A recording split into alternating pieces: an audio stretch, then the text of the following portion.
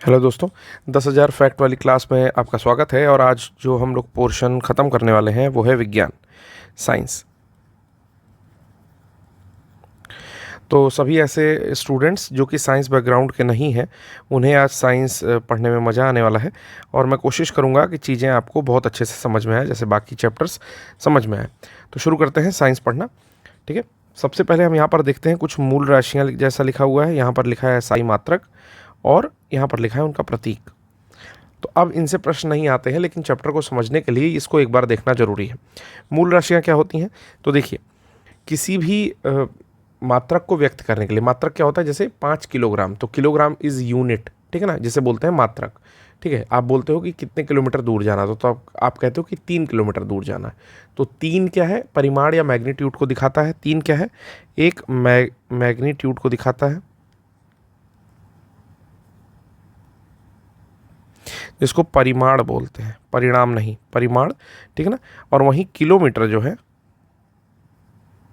ये दिखाता है यूनिट को, जिसको बोलते हैं मात्रक। ठीक है ना। तो ये कोई भी जो कंप्लीट डायमेंशन है वो किसको मिलकर के बनता है? तो मात्रक और परिमाण दोनों को मिलकर के बनता है। ठीक है। तो मूल राशियां क्या होती हैं? वे राशियां जिनसे, जो कि मूल हैं बेसिकली, ठीक है ना, जो कि फंडामेंटल है, और इनकी मदद से बाकी राशियां बनाई जाती हैं। जैसे लंबाई का मात्रक मीटर, तो ये मूल राशि है। अब आपको मीटर पर सेकंड स्क्वायर यानी कि एक्सेलरेशन बनाना है, या त्वरण बोलते हैं जिसको, ठीक है, तो वो इसकी मदद से बनेगी। तो मूल राशियां वही राशियां हैं जो जो कि स्वतंत्र हैं एक तरीके से। ठीक है। और इनकी मदद से जो राशियां बनती हैं उनको बोलते हैं व्युत्पन्न राशियां। क्या बोलते हैं? व्युत्पन्न या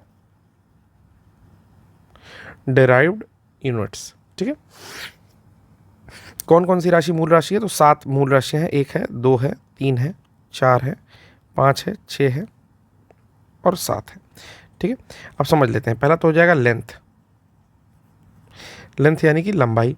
लंबाई एक मूल राशि है। ठीक है। फिर आता है द्रव्यमान। द्रव्यमान को बोलते हैं मास। फिर होता है समय। समय यानी कि टाइम। फिर होता है विद्युत धारा, तो बोलते हैं इलेक्ट्रिक करंट। ठीक है। फिर होता है ऊष्मागतिकी, तो यहाँ पर बोलते हैं टेम्परेचर। फिर पदार्थ की मात्रा, तो बोलते हैं अमाउंट ऑफ मटेरियल। फिर होते हैं ज्योति तीव्रता, तो ल्यूमिनस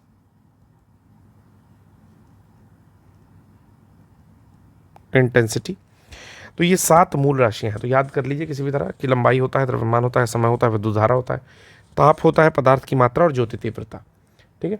अब इनको सबको अभी समझ नहीं पाओगे। आप मुझसे पूछो पदार्थ की मात्रा क्या है, तो मैं आपको एग्जैक्टली समझा नहीं पाऊंगा। ठीक है। बस ये जान जाओ कि मोल में नापते हैं, क्योंकि वो बहुत डीप सब्जेक्ट है, फिर उतना आपको समझाने के लिए अभी यहाँ पर समय नहीं है। ठीक है। तो लेंथ किस में नापते हैं? तो मीटर में नापते हैं, आप सबको पता है।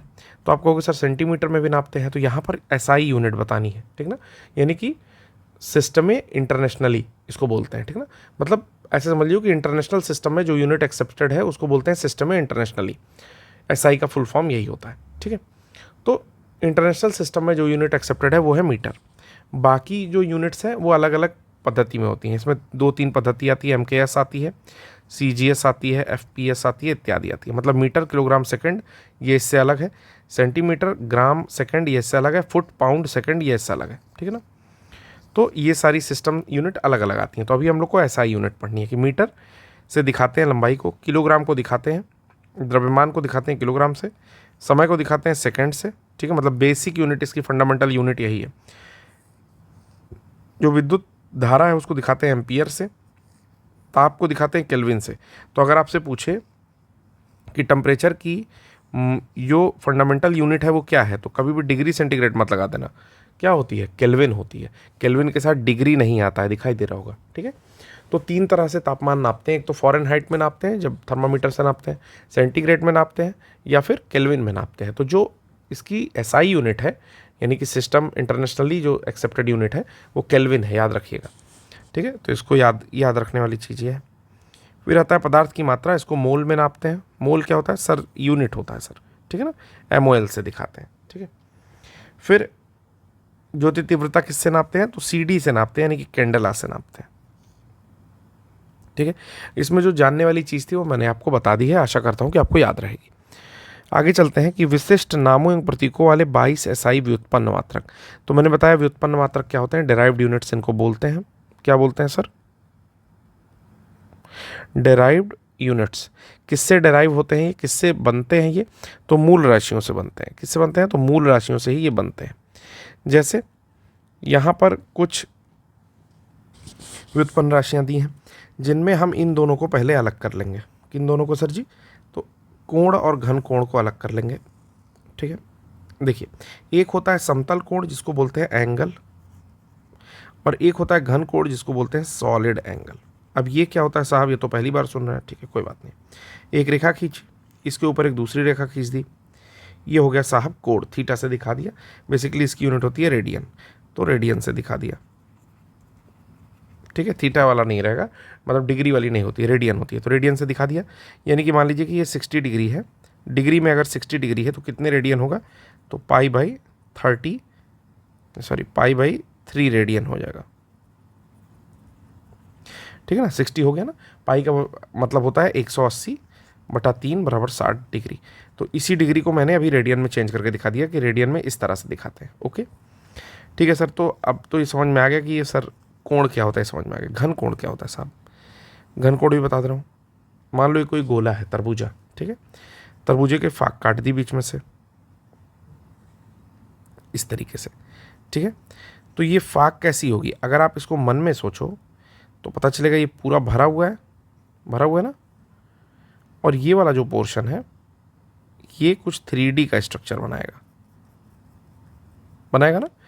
ये सामान्य कोण जैसा स्ट्रक्चर नहीं बनाएगा, ये 3D स्ट्रक्चर बनाएगा। यानी को काटने के लिए 2-3 जगह चीरा लगाना पड़ेगा। आपको लग रहा है कि ऐसे काटने से ये तरबूज निकल जाएगा, लेकिन निकलेगा नहीं, एक चीरा आपको और लगाना पड़ेगा। ठीक है, तो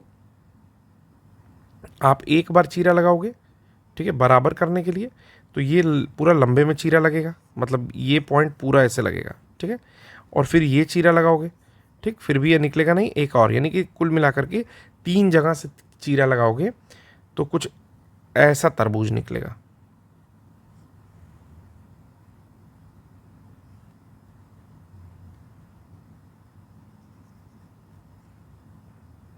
ऐसा तरबूज निकलेगा ना। तो क्या ये पेपर पे वाला कोण लग रहा है क्या? नहीं, आपको देखने से पता चल रहा है कि ये जो है कुछ 3D स्ट्रक्चर का कोण है।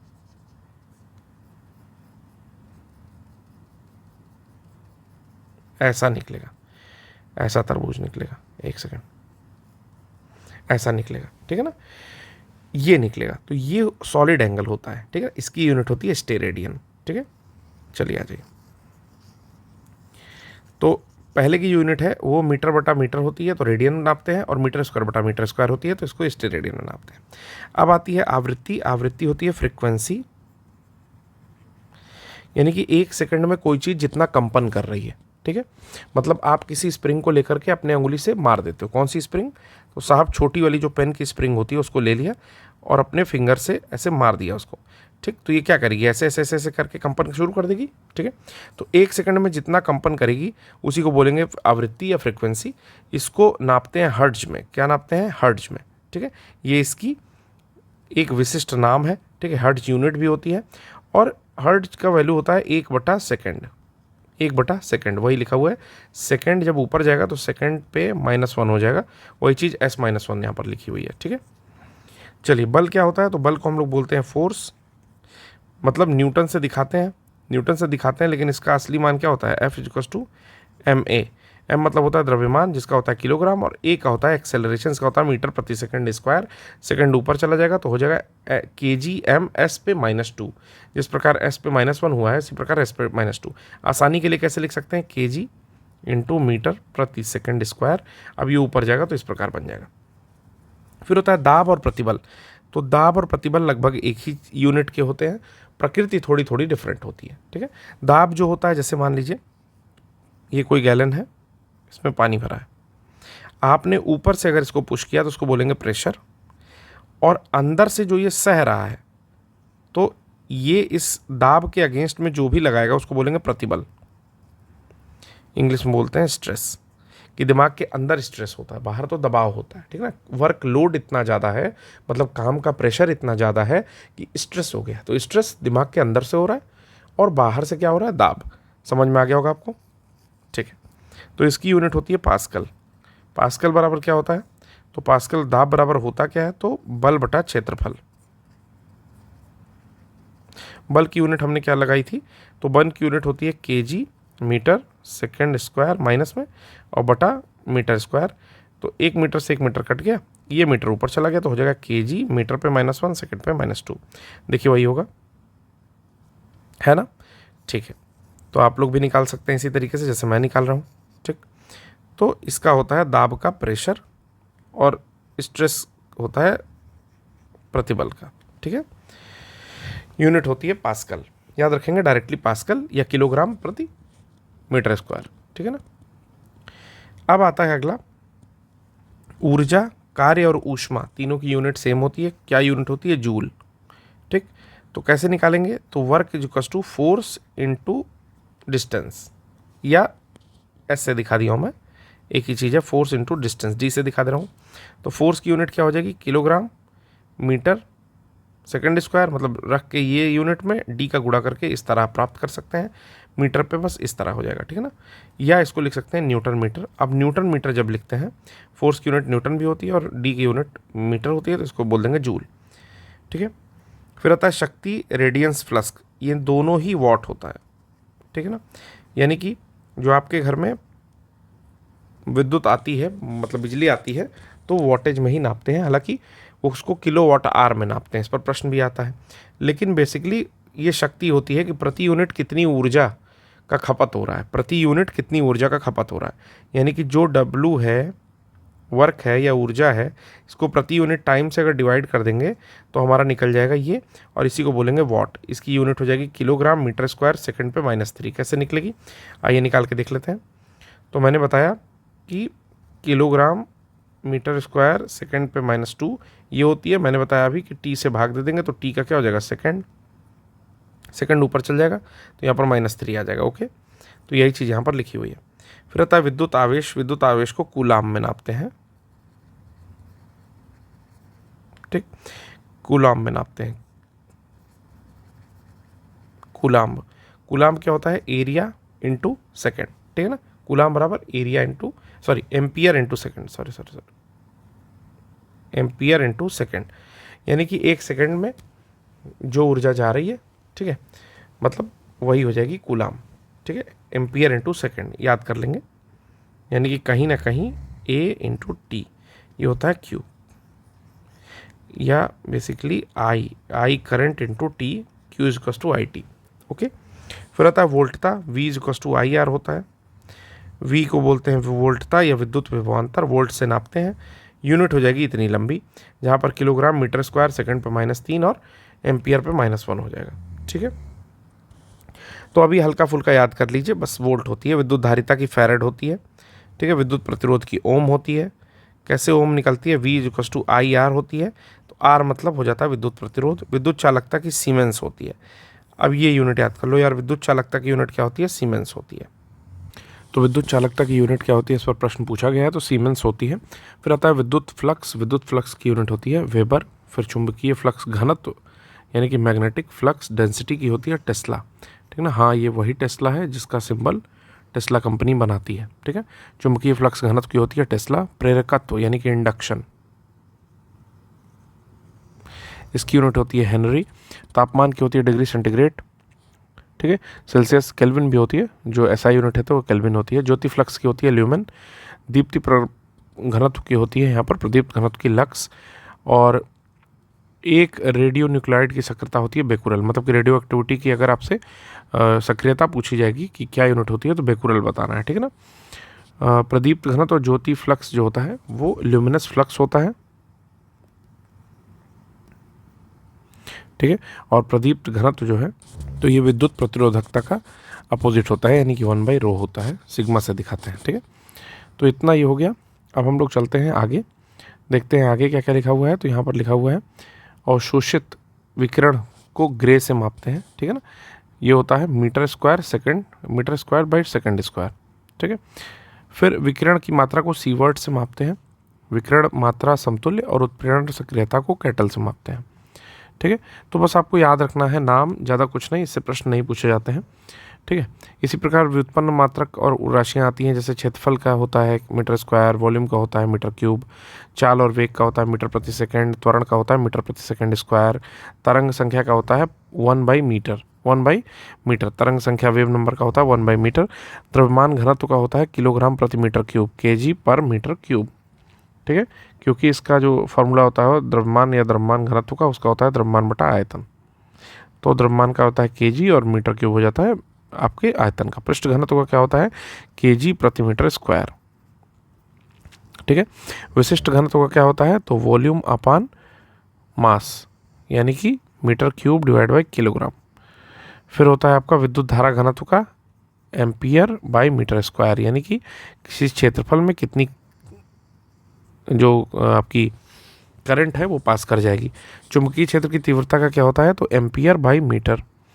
पदार्थ की सांद्रता का मात्रक क्या होता है, तो मोल प्रति मीटर क्यूब, यानी कि 1 मीटर क्यूब में कितना मोल मात्रा होगी, तो वो इसकी सांद्रता कहलाएगी। द्रव्यमान सांद्रता क्या होता है, तो किलोग्राम प्रति मीटर क्यूब को बोलते हैं द्रव्यमान सांद्रता, ये डेंसिटी के बराबर होता है। ज्योतिर्मयता होते हैं कैंडला बाई मीटर स्क्वायर, यानी कि एरिया से भाग दे देंगे। ठीक है, अब देखिए कुछ चीज़ें ये भी पूछी जाती हैं कभी कभी, तो नीचे से पढ़ेंगे। जैसे डेसी हो जाएगा 10⁻⁻1, सेंटी हो जाएगा, तो इसके लिए तो एक फार्मूला होता है 10 डेसी 100 सेंटी है 1000वां भाग मिली। ठीक है, यहाँ तक तो ख़त्म हो जाएंगी चीज़ें, तो यहाँ तक ठीक ना। डेका 10 है, किलो हज़ार, डेका 10 है, किलो हज़ार है, हेक्टो से समझो 100 बार, तो 10⁻2 यानी कि 10 × 10, 10⁻3 यानी कि 10 × 10 × 10 और ये 10, तो डेका 10 है, किलो हज़ार, हेक्टो से समझो 100 बार, 10 डेसी यानी कि 1/10, 100 सेंटी 1/100 है 1000वां भाग मिली। यहाँ तक ये चीज़ें सॉल्व हो गई। ठीक है, उसके ऊपर चलते हैं। तो जब माइनस में चलेंगे यानी कि कम में चलेंगे तो 10⁻6 लगाएंगे अगर माइनस में तो माइक्रो हो जाएगा, 10⁻−9 लगाएंगे तो नैनो हो जाएगा, एन से दिखाएंगे, 10⁻−12 लगाएंगे तो पीको हो जाएगा। एक सेकेंड साफ कर दूँ इसको। 10⁻−15 लगाएंगे तो फर्मी या फेम्टो हो जाएगा, 10⁻−18 लगाएंगे तो एटो हो जाएगा, 10⁻−21 लगाएंगे तो जेप्टो और 10⁻−24 लगाएंगे तो योक्टो।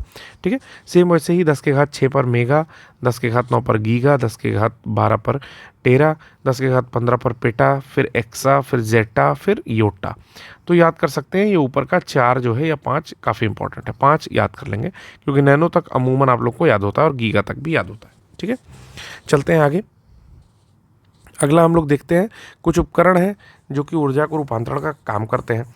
तो मोस्टली चीज़ें हम लोग को पता है लेकिन फिर भी देख लेते हैं। चलिए शुरू करते हैं कि जैसे इलेक्ट्रिक पंखा है तो पंखे को क्या मिल रही है, विद्युत ऊर्जा मिल रही है। बदल किस में रहा है, तो यांत्रिक ऊर्जा, यानी कि चलने लग रहा है। यांत्रिक ऊर्जा मतलब मशीनी ऊर्जा, ठीक है ना, तो यांत्रिक ऊर्जा में बदल दे रहा है उसको। फिर आता है विद्युत बल्ब। बल्ब क्या है, तो विद्युत ऊर्जा पा रहा है ना, और किस में निकाल रहा है, तो ऊष्मा निकाल रहा है, गर्म हो जाता है बल्ब। और दूसरा जो प्रकाश ऊर्जा में बदल जा रहा है, या दीप्त ऊर्जा उसको लिखा है, प्रकाश ऊर्जा भी इसको लिखा जा सकता है। फिर है विद्युत सेल। सेल क्या करता है, तो रासायनिक ऊर्जा, उसमें जो है बहुत सारे केमिकल्स भरे होते हैं। रासायनिक ऊर्जा से क्या करता है, सीधे टॉर्च जलाने लगता है, विद्युत ऊर्जा में परिवर्तित कर देता है। मोमबत्ती क्या कर रही है, तो रासायनिक ऊर्जा रखी है अपने पास, बहुत सारे रसायनों की मोम क्या है, रसायन है, उससे प्रकाश ऊर्जा निकाल रही है। और क्या गर्मी भी निकल रही है क्या, हाँ निकल रही है, यानी कि ऊष्मीय ऊर्जा भी निकल रही है। फिर आता है photo electric cell. Photo electric cell जो है प्रकाश ऊर्जा लेता है और विद्युत ऊर्जा में उसको कन्वर्ट कर देता है। तो फोटो इलेक्ट्रिक सेल याद कर लेंगे, फोटो इलेक्ट्रिक सेल याद कर लेंगे कि प्रकाश ऊर्जा लेता है और प्रकाश ऊर्जा लेकर के उसको विद्युत ऊर्जा में बदल देता है, फोटो इलेक्ट्रिक सेल कहलाता है। फोटो इलेक्ट्रिक सेल होता क्या है, तो यार वो सोलर वाला चल नहीं रहा, वही है, समझ लो कि फोटो ले रहा है, प्रकाश ले रहा है, उसको विद्युत ऊर्जा में कन्वर्ट कर दे रहा है। ठीक है, फिर आता है डायनमो। डायनमो क्या करता है, तो डायनमो यांत्रिक ऊर्जा लेता है और विद्युत ऊर्जा में कन्वर्ट कर देता है। डायनमो कैसा होता है सर, तो डायनमो ऐसे समझ लो कि जनरेटर के अंदर समझ लो डायनमो है कि जनरेटर चला तो उसके चलने से यांत्रिक ऊर्जा है उसके पास और वो कन्वर्ट कर दे रहा है विद्युत ऊर्जा में। ठीक है, लाउड स्पीकर क्या करता है, लाउड स्पीकर को विद्युत से कनेक्ट करते हैं और वो ध्वनि ऊर्जा में कन्वर्ट कर देता है कि आपकी आवाज़ को तेज कर देगा बेसिकली। ठीक है ना, तो लाउड स्पीकर में क्या करते हैं, घर से ले जाते हैं एक तार, कनेक्ट करते हैं यानी कि विद्युत ऊर्जा देते हैं और वो उस ऊर्जा को ध्वनि ऊर्जा में बदल देता है। सितार क्या करता है दोस्तों, तो सितार करता है यांत्रिक ऊर्जा रहती है उसको ध्वनि ऊर्जा में बदल देता है। यांत्रिक ऊर्जा कैसे सर, अरे भाई उसमें स्ट्रिंग लगी हुई है तो यांत्रिक ही ऊर्जा है ना उसके पास, हाँ, तो उसको आप ऐसे हाथ से यांत्रिक ऊर्जा दिए तो वो क्या किया, ध्वनि निकालना शुरू कर दिया। स्टीम इंजन क्या करेगा सर, तो ऊष्मा लेगा स्टीम इंजन मेरे भाई। ऊष्मा कैसे लेगा सर, तो यार जेम्स वाट वाला सोचो कि वो एक चाय के बर्तन में कुछ पानी खौला रहे हैं, तो ले तो ऊष्मीय ऊर्जा रहा है ना आपसे, गैस स्टोव से, हाँ ले रहा है सर, बस उसको यांत्रिक ऊर्जा में बदल दे रहा है। कैसे बदल रहा है सर, अरे भाई उसी का यूज़ हम लोग किस में कर देते हैं, इंजन में कर देते हैं। तो यांत्रिक यानी कि यंत्रवत उससे काम ले सकते हैं ना, जो भी मैकेनिकल पार्ट्स हैं उसको हिलाने डुलाने का काम करता है, ट्रेन चलने लगती है।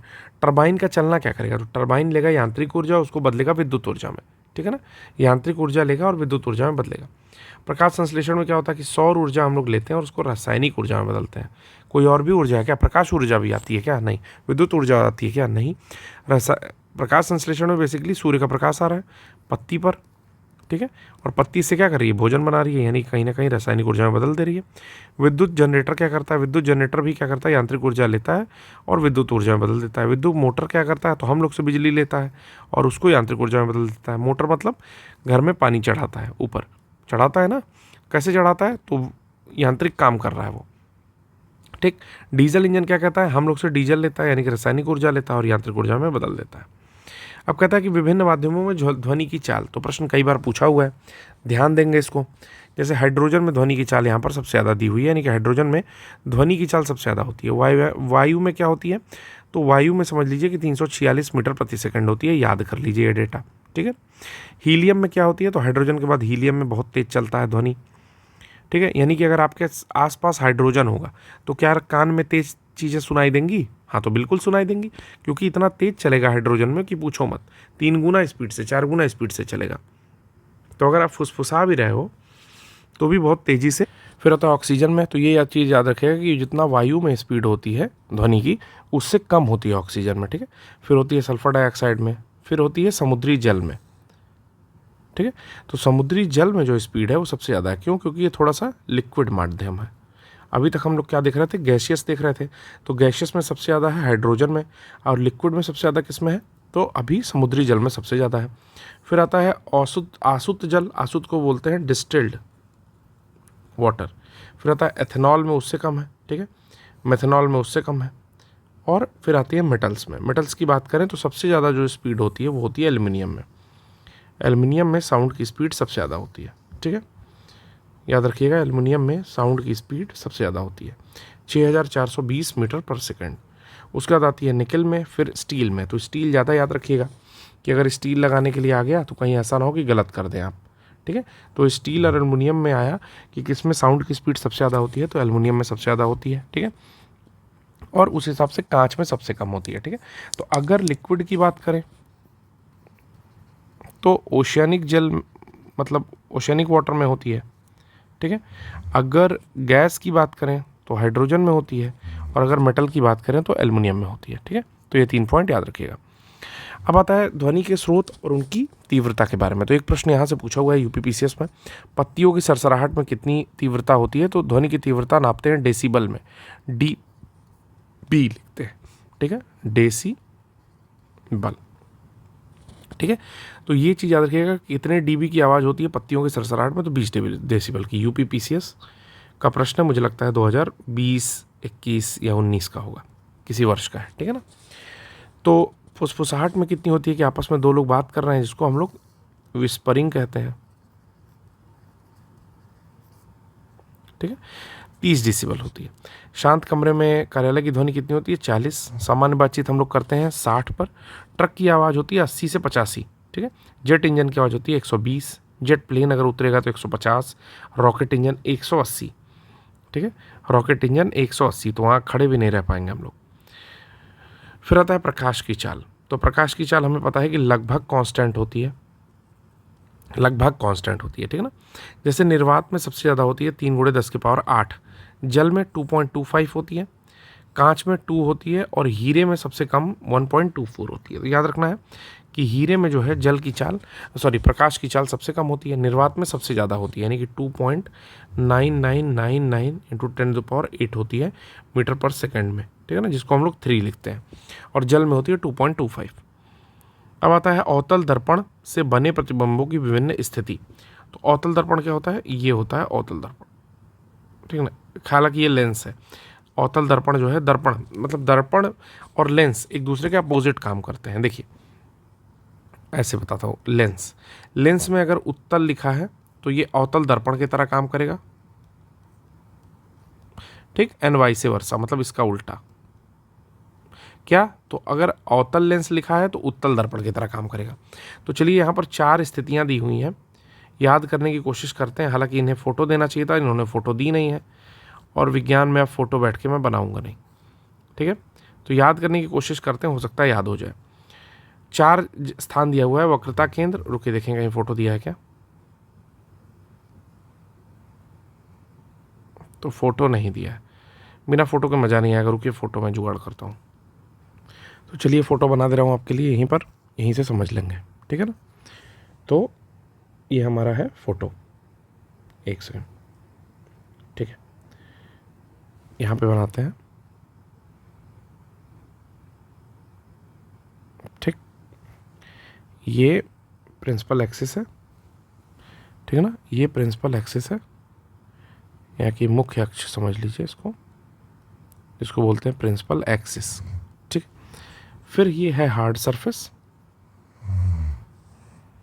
हार्ड सरफेस हो गया, ठीक है ना। ये है फोकल लेंथ, ठीक है ना, इसको फोकस बोलेंगे, सॉरी फोकस बोलेंगे इसको, और इसको बोलेंगे सेंटर ऑफ कर्वेचर सी। तो ये सेंटर ऑफ कर्वेचर यानी कि वक्रता केंद्र हो गया, ठीक है। फोकस मतलब एफ हो गया ये, ठीक है ना, एफ, और आपका मुख्य एक्सिस जो है वो हो गया, और अनंत मतलब कहीं यहाँ हो गया, ठीक है। तो पहला स्थिति कहता है कि अगर वक्रता केंद्र पर कोई वस्तु पड़ी है, ठीक है। सबसे पहली स्थिति देख लीजिए जो यहाँ पर लिखी हुई है, वो कहता है कि अगर वक्रता केंद्र पर किसी वस्तु की स्थिति है तो उसका प्रतिबिंब कहाँ बनेगा, प्रतिबिंब की स्थिति वक्रता केंद्र पर बनेगा। यानी कि कोई वस्तु अगर यहाँ पर है, ठीक है ना, यहाँ से एक रेखा गई यहाँ पर, ठीक है, और ये रिफ्लेक्ट होकर के आपकी लौट करके कहाँ आएगी, तो लौट करके इनके अकॉर्डिंग आएगी यहीं पर, ठीक है, उल्टा, ठीक। और एक तरीके से ये कंप्लीट फोटो बनेगा, यानी कि यहीं की वस्तु का फोटो यहीं पर बनेगा, उल्टा बनेगा। सबसे पहली चीज़ ये जानना है कि अवतल दर्पण पर उल्टा और वास्तविक फोटो बनता है, ठीक है ना। उल्टा और वास्तविक, वास्तविक का मतलब क्या होता है, हम इसको इमेज के फॉर्म में निकाल सकते हैं, ठीक है ना, इमेज के फॉर्म में निकाल सकते हैं। तो उल्टा और वास्तविक फोटो बनता है, कितना बड़ा बनेगा, तो जितनी बड़ी वस्तु है उतना बड़ा बनेगा। अगर वस्तु अनंत पर रखी है, यानी कि वस्तु यहाँ रखी है, ठीक है ना, एक सेकंड मैं फिर से इसको क्लियर कर दे रहा हूँ, ठीक है, यहाँ पर क्लियर कर दे रहा हूँ जिससे ये चीज़ें क्लियर हो जाएंगी, ठीक है। अगर वस्तु जो है, एक सेकंड बस, एक सेकंड बस बस बस बस बस बस ये, हाँ ठीक है। अगर वस्तु हमने अनंत पर रख दी, अनंत पर रखी वस्तु, अनंत पर रखी, तो इसका फोटो कहाँ बनेगा, तो इसका फोटो जाकर के बनेगा फिर आपके फोकस पर। इसका फोटो कहाँ बनेगा, तो इसका फोटो बनेगा आपके फोटो मतलब इस पर, ठीक है। तो ऐसे देखिए कि वस्तु रखी हुई है अनंत पर, ठीक है, और यहाँ से एक रेखा जाती है जो यहाँ काटेगी, और यहाँ से एक रेखा जाएगी जो यहाँ काटेगी। तो कुल मिलाकर के इसका जो फोटो बनेगा वो बनेगा फोकस पर। कितना बड़ा बनेगा, तो बिंदु के बराबर। देखिए इसमें कोई लेंथ नहीं है, इधर से काट तो रहा है लेकिन इसमें कोई लेंथ नहीं है, तो बिंदु के समान बड़ा बनेगा, उल्टा ही बनेगा और वास्तविक बनेगा, ठीक है।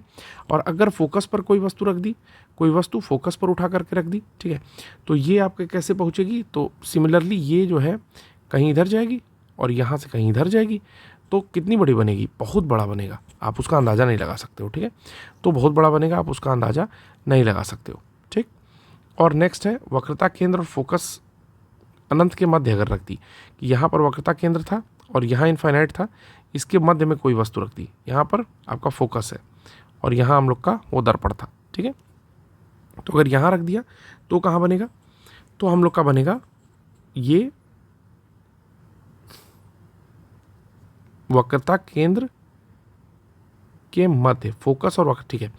तो देख लेते हैं कैसे बनेगा। तो यहाँ से यहाँ जाएगा, ठीक है, और यहाँ से जब ये लड़ेगा तो कहीं यहाँ जाएगा, ठीक है ना, और फिर यहाँ से जब यहाँ जाएगा तो यहाँ से भी लड़ेगा, कहीं यहाँ से गुजरेगा, तो यानी कि कहीं ना कहीं यहाँ पर जो है ये अपना बना रहा है फोटो, ठीक है ना। कैसे बनाएगा, तो वास्तविक उल्टा और छोटा बनाएगा। क्या बनाएगा, छोटा बनाएगा, ठीक है। तो दिख ही रहा होगा कि ये इतना बड़ा है तो ये कंपैरेटिवली छोटा है, ऊपर वाला नहीं, ठीक है ना, छोटा बनाएगा, ठीक है।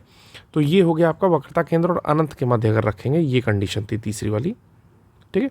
तो फोकस और वक्रता केंद्र के मध्य जो है इसकी फोटो बन रही है। ठीक है, ठीक है। छोटा बन रहा है, उल्टा तो सब में बनेगा, वास्तविक भी बनेगा। अगर ध्रुव और फोकस के मध्य रख दिया, यानी कि जो मेन पोल है, पोल क्या होता है, ये पोल है, ये फोकस था, ये सेंटर ऑफ कर्वेचर था।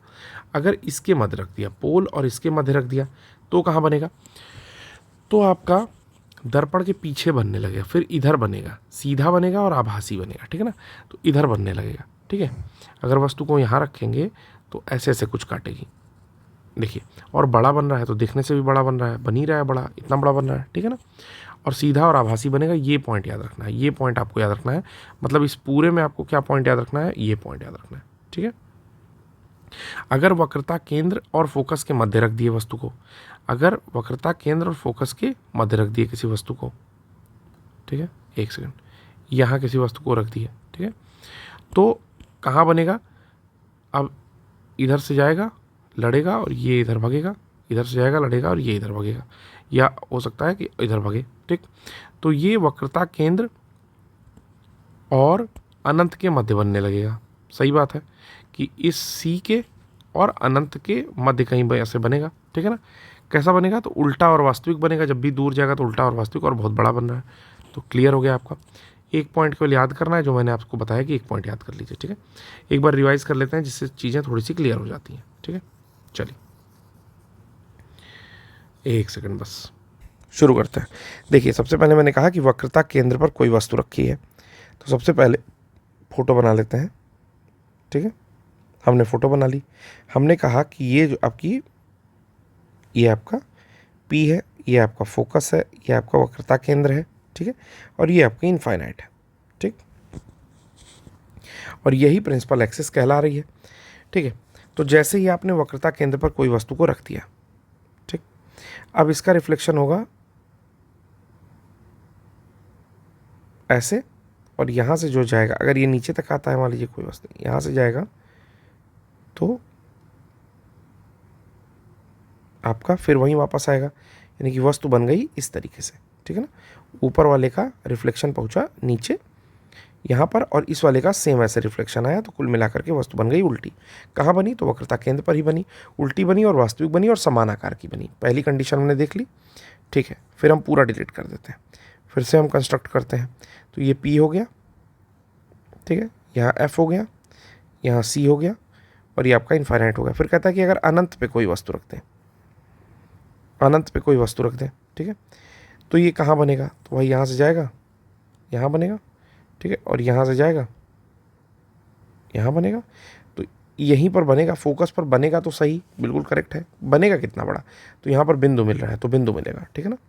और अगर कोई वस्तु फोकस पर रख दें,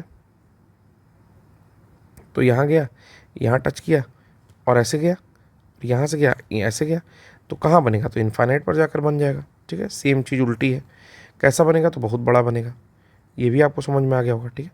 फिर से हम लोग एक बार खींचते हैं कि C और अनंत के मध्य किसी वस्तु को रख दिए, तो यहाँ से गया, ठीक है ना, ऐसे, और यहाँ से गया ऐसे, यानी कि बन तो बड़ा रहा है, ठीक है ना। बन तो फोकस, अच्छा नहीं, कुछ गलती कर रहा हूँ, फिर से देखते हैं स्थिति।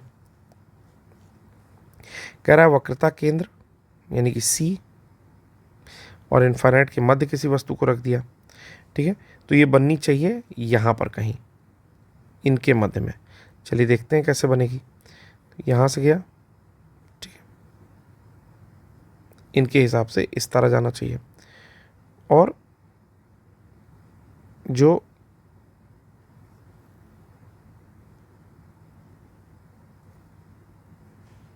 तो ये बनेगा कुछ यहाँ पर, ठीक है ना। तो C और F के मध्य में बना, बेसिकली ये F होगा जहाँ पर बिंदु है, काटेंगी, ठीक है।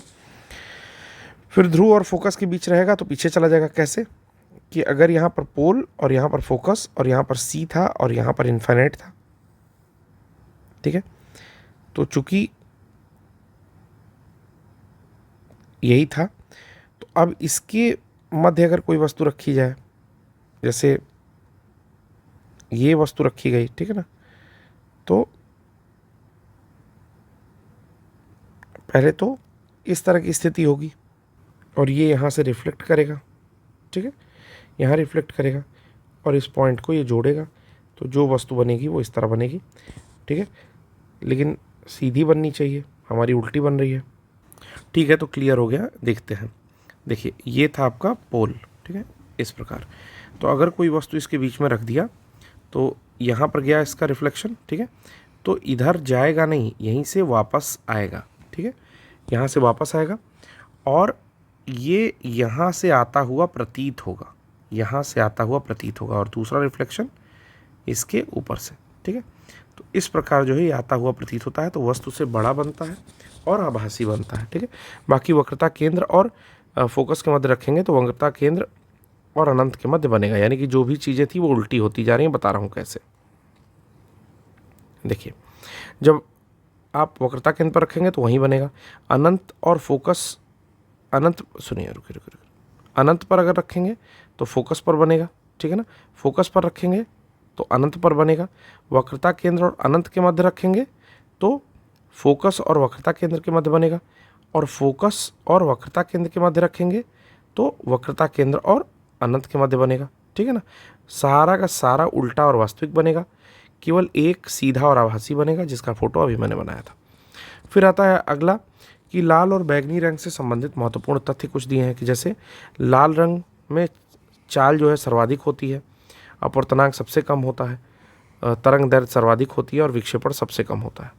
बात आती है बैंगनी रंग की, तो बैंगनी रंग में चाल जो होती है वो सबसे कम होती है, ठीक है, सर्वाधिक अपवर्तनांक होता है इसका, तरंग दैर्घ्य सबसे कम होती है और सर्वाधिक विक्षेपण होता है। तो ये कंसेप्ट आया कहाँ से है, तो आया है विबग्योर से। तो अगला टॉपिक जो हम लोग यहाँ पर देखने वाले हैं, अगला टॉपिक वो है दृष्टि दोष, ठीक है। दृष्टि दोष क्या होता है कि भाई आँख में कोई कमी आ गई कि कोई चीज़ स्पष्ट रूप से नहीं दिखाई दे रही है, तो किस तरीके से सही होगी, ठीक है। तो यहाँ पर 4 हेडिंग्स लिखे हुए हैं। पहला है कि दृष्टि दोष के प्रकार, ठीक है, और निकट की वस्तुएं कैसी दिख रही हैं, दूर की वस्तुएं कैसी दिख रही हैं, ठीक है ना, और कौन सा लेंस लगता है। तो देखिए इसमें ज़्यादा कॉलम बना दिया, बस ये जानिए कि लेंस के बारे में ही पूछता है प्रश्न, ठीक है, और नाम याद रखिएगा कि कौन सा प्रकार है, ठीक। तो अब मैं समझाना शुरू करता हूँ। सबसे पहले तो ये समझिए कि निकट दृष्टि दोष को क्या कहते हैं, तो नियर साइटेडनेस कहते हैं, ठीक है ना, या फिर इसे बोलते हैं मायोपिया, मायोपिया। तो देखिए निकट दृष्टि दोष हिंदी में याद करेंगे।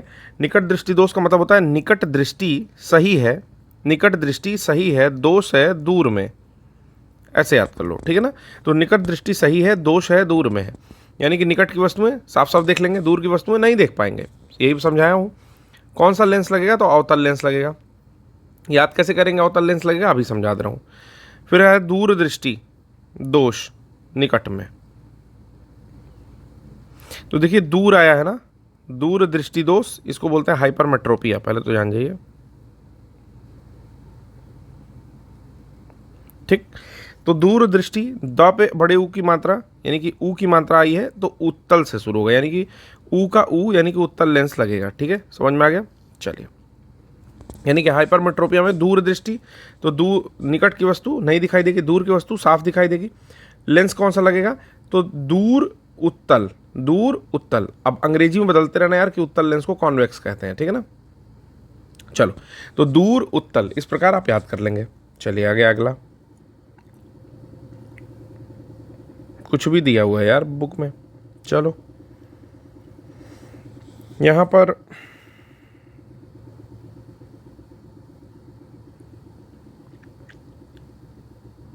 कण दिए हुए हैं, द्रव्यमान और उनका आवेश दिया हुआ है, ठीक है। तो इलेक्ट्रॉन, प्रोटॉन, न्यूट्रॉन, ठीक।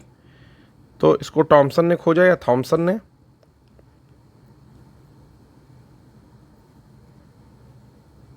ठीक। इसको रदरफोर्ड ने, और इसको खोजा चैडविक ने, ठीक है। तो इलेक्ट्रॉन का द्रव्यमान कितना है, तो 9.109 × 10⁻31, यही याद करना है। तो 10 के घात -31 होता है, ये होता है 1.6726 10 के घात -27, और ये भी लगभग उसी के बराबर होता है 1.67 10 के घात -27, यानी कि प्रोटॉन और न्यूट्रॉन का मास जो है वो सेम है। आवेश क्या होता है, तो इलेक्ट्रॉन पे जितना प्लस चार्ज होता है वही प्रोटॉन पर जो है माइनस चार्ज होता है, मतलब सॉरी, इलेक्ट्रॉन पर जितना माइनस चार्ज होता है वही प्रोटॉन पर प्लस चार्ज होता है, यानी कि -1.6022 न्यूटन पर -19 10 के घात -19 ऋणात्मक रूप में इलेक्ट्रॉन पर होता है, और धनात्मक रूप में 1.6022 गुणे 10 के घात -19 ये प्रोटॉन पर पॉजिटिव होता है। और आपको पता होगा कि न्यूट्रॉन क्या होता है, आवेशहीन होता है, यानी कि चार्ज नहीं होता है इसमें। फिर आता है भौतिक विज्ञान संबंधी आविष्कार और आविष्कारक। छोटे एग्जाम्स में सब पूछा जाता है, बड़े एग्जाम्स में तो ये सब अब ये सब ट्रेंड नहीं रहा, लेकिन फिर भी दिया हुआ है तो थोड़ा सा हम लोग पढ़ लेंगे, ठीक है। तो चलिए देख लेते हैं क्या क्या दिया है। दो डिब्बा नहीं बन रहा यार, फिर से बनाने की कोशिश करते हैं। चलिए बन गया। तो पहला इलेक्ट्रॉन तो मैंने अभी बताया कि जे थॉमसन, तो जे थॉमसन है यहाँ पर, ठीक। फिर आता है प्रोटॉन। प्रोटॉन गोल्डस्टीन और रदरफोर्ड दोनों लोग का नाम लिखता है, लेकिन आप याद रखिएगा रदरफोर्ड का नाम। न्यूट्रॉन जेम्स चैडविक, तो ये पॉइंट ऊपर ही दे देना चाहिए था। परमाणु डाल्टन ने खोजा है। परमाणु बम को ऑटो हान ने खोजा है, ठीक है। परमाणु संरचना को नील्स बोर ने खोजा है और रदरफोर्ड ने खोजा है। तो परमाणु की जो संरचना होती है कि परमाणु के अंदर इलेक्ट्रॉन, प्रोटॉन और न्यूट्रॉन पाए जाते हैं, ये रदरफोर्ड और नील्स बोर ने खोजा है।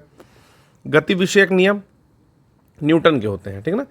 गति विषयक नियम मतलब लॉ ऑफ मोशन, एक तरह से कह सकते हो, न्यूटन्स लॉ ऑफ मोशन कहते हैं ना, न्यूटन्स लॉ ऑफ मोशन, इसी को NML कहते हैं, लॉ ऑफ मोशन, NLM, ठीक है, न्यूटन्स लॉ ऑफ मोशन। फिर आता रेडियो धर्मिता। हेनरी बेकुरल एक व्यक्ति थे, उन्होंने खोजा है, ठीक है। यूनिट भी इन्हीं के नाम पर बेकुरल होती है। ये प्राकृतिक, अगर पूछता है प्राकृतिक रेडियो एक्टिविटी तो वो हेनरी बेकुरल है। अगर पूछता है कृत्रिम रेडियो एक्टिविटी या रेडियम तो ये मैडम क्यूरी ने खोजा है, ठीक है। कृत्रिम रेडियो एक्टिविटी भी इसको बोलते हैं। सापेक्षता का सिद्धांत, theory of relativity, Albert Einstein ने खोजा है। ये माइकल फेराडे ने खोजा है। प्रेरण, प्रेरण क्या होता है, तो इंडक्शन स्टोव देखा होगा आपने, ठीक है। तो उसके प्रेरण से चीज़ें बन जाती हैं, गर्म हो जाती है, तो उसको इंडक्शन प्रभाव कहते हैं, प्रेरण बोलते हैं, ठीक है ना। विद्युत चुंबकीय प्रेरण यानी कि इलेक्ट्रो मैग्नेटिक इंडक्शन। रमन प्रभाव, Raman effect, CV Raman. X किरणें, रोंटजन, एक्स किरणें को रोंटजन ने खोजा। क्वांटम सिद्धांत को प्लैंक ने खोजा है, ठीक है ना। क्वांटम कांस्टेंट ऐसे लिखते हैं प्लैंक, ठीक है ना। प्लैंक कांस्टेंट होता भी ऐसे ही है, एच काट के। अल्बर्ट आइंस्टीन ने फोटो इलेक्ट्रिक इफेक्ट, इसके लिए उनको मिला है नोबेल, ठीक है। फिर आता है विद्युत आकर्षण के नियम। कूलाम एक व्यक्ति उन्होंने खोजा है। फोटोग्राफी जे नीप्से ने खोजा है। अब ये देखिए जानकारी नहीं है मुझे। फोटोग्राफी अगर धातु में कर रहे हैं तो वो जे नीप्से ने खोजा है, अगर कागज़ में कर रहे हैं तो वो फॉक्स टॉलबोट ने खोजा है, और अगर सेलुलाइड में कर रहे हैं तो कार्बट और ईस्टमैन ने खोजा है। तो तीनों याद कर लीजिए कि धातु में नीप्से, ठीक ना, कागज़ में फॉक्स टॉलबोट और सेलुलाइड में कार्बट और ईस्टमैन। आवर्त सारणी किसने खोजा है, तो मेंडलीफ की आवर्त सारणी, आपने बचपन में पढ़ रखा होगा 12th में कि मेंडलीफ, अब पता नहीं स्पेलिंग क्या है इसकी, याद नहीं मुझे। मेंडलीफ की आवर्त सारणी। विद्युत प्रतिरोध का नियम GS ओम ने खोजा है, और ओम ही इसका यूनिट ऐसे होता है, ठीक है ना। इसका मात्रक भी ओम ही होता है प्रतिरोध का। प्रतिरोध को आर रेजिस्टेंस से दिखाते हैं। प्लवन का सिद्धांत आर्किमिडीज ने खोजा है। जब इसने खोजा तो ये बोला यूरेका, ठीक है, और फिर पकड़ के मारा गया इसको। फिर है तापायनिक उत्सर्जन, एडिसन ने खोजा है। तापायनिक यानी कि टेम्परेचर का इमिशन कहीं ना कहीं एडिसन ने खोजा है। डायोड वाल्व को फ्लेमिंग ने खोजा है। ठीक है। ट्रायोड वाल्व को फॉरेस्ट ने खोजा है। तो ये दोनों पॉइंट भी याद रखिए, ठीक है। डायोड वाल्व को फ्लेमिंग ने और ट्रायोड वाल्व को फॉरेस्ट ने। नाभिकीय रिएक्टर को फर्मी ने खोजा है, ठीक है ना। नाभिकीय रिएक्टर को फर्मी ने खोजा है, जो भी न्यूक्लियर रिएक्टर्स होते हैं उसको फर्मी ने खोजा है, ठीक है। फिर विद्युत अपघटन के नियम इलेक्ट्रोलिसिस को फैराडे ने खोजा है। बेतार का तार इसको मार्कोनी ने खोजा है, और डायनामाइट को अल्फ्रेड नोबेल ने खोजा है। इन्हीं के नाम पर नोबेल प्राइज दिया जाता है, ठीक ना, स्वीडिश थे। चलिए अगला है कि विश्व के विभिन्न देशों के कुछ भौतिकविदों के प्रमुख योगदान। जैसे रदरफोर्ड ने क्या खोजा, तो परमाणु का नाभिकीय निदर्श खोजा। क्या होता है, तो रदरफोर्ड वही खोजे होंगे अल्फा पार्टिकल, बीटा पार्टिकल वाला, ठीक है। तो अर्नेस्ट रदरफोर्ड ने परमाणु का नाभिकीय निदर्श खोजा। मिल्कॉन ने इलेक्ट्रॉन आवेश की माप खोजी। अभी बहुत हिंदी लिखा हुआ है। नील्स बोर हाइड्रोजन परमाणु का क्वांटम निदर्श खोजे, ठीक है ना। हाइड्रोजन परमाणु का क्वांटम निदर्श खोजते हैं नील्स बोर। वेंकटरमण अणुओं का प्रकाश का अप्रत्यास्थ प्रकीर्णन खोजते हैं, चंद्रशेखर वेंकटरमण, ठीक है। अणुओं द्वारा प्रकाश का अप्रत्यास्थ प्रकीर्णन, इंग्लिश में हो जाएगा कि in elastic scattering of light through molecules, ठीक है। चंद्रशेखर वेंकटरमण खोजते हैं। आगे चलेंगे तो डी ब्रोगली क्या खोजते हैं, द्रव्य की तरंग प्रकृति। मतलब वो कहते हैं कि जो तरंग है ना, ठीक है, उसकी दो प्रकृति है। एक तो वो वेव फॉर्म में रह सकता है और दूसरा वो कैसे रह सकता है, पार्टिकल। मतलब कोई भी पार्टिकल है, ठीक है, तो वो वेव फॉर्म में भी रह सकता है। यानी कि उसकी द्रव्य की दो प्रकृति होती है, द्वैती प्रकृति होती है। समझ में आ रहा है। जैसे हमारी बॉडी है तो देखने में क्या है, पार्टिकल टाइप की है, मतलब एक समझिए, या हमारी बॉडी पार्टिकल से बनी है, बट वो वेव्स फॉर्म में भी रह सकता है, ठीक है। तो द्रव्य की दो प्रकृति होती है, ये डी ब्रोगली ने खोजा था। बेसिकली इनका सिद्धांत यह था कि किसी भी निश्चित समय में किसी कण के प्रकृति का निर्धारण नहीं किया जा सकता। मेघनाथ साहा ने ऊष्मीय आयनन खोजा है। सत्येंद्रनाथ बोस ने क्वांटम यांत्रिकी, ठीक है। क्वांटम मैकेनिक्स के जनक है Satyendranath Bose, S N Bose. Quantum mechanics ये तब खोजे थे जब चीजें उतनी ज्यादा फैशन में नहीं थी। आज देखिए क्वांटम डॉट्स के बहुत सारी टीवियां आ रही हैं और वो इतनी क्रिस्टल हैं, इतनी क्रिस्टल क्लियर है। आप देखना ओलेड टीवी, जो टीवी आपको 30,000 रुपये में मिलेगी, वही ओलेड टीवी आपको 2 लाख रुपए में मिलेगी। 1 लाख भी नहीं, 2 लाख रुपए में मिलेगी। आप 55 इंच की टीवी सर्च करके देखना, ओलेड टीवी। फिर आता है पाउली का अपवर्जन नियम, ठीक ना। पाउली का अपवर्जन नियम पढ़ा होगा बचपन में, एक्सक्लूजन प्रिंसिपल कहते हैं। फर्मी ने क्या खोजा, तो नियंत्रित नाभिकीय विखंडन खोजा। फर्मी ने क्या जो खोजा, तो कंट्रोल्ड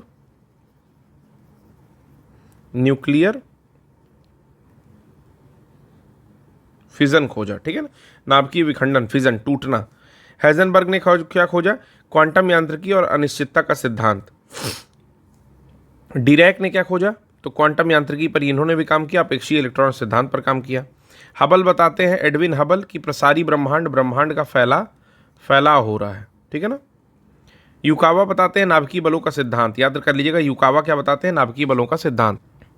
आगे आता है होमी जहांगीर भाभा क्या बताते हैं, कॉस्मिक विकिरण का सोपानी प्रक्रम, ठीक है। यानी कि कॉस्मिक रेडिएशन का किस प्रकार चरणबद्ध जो है प्रक्रम होता है, वो होमी जहांगीर भाभा बताते हैं। एस चंद्रशेखर लिमिट बताते हैं कि तारों की संरचना और विकास कैसे हुआ है, तो चंद्रशेखर लिमिट बहुत इंपॉर्टेंट है।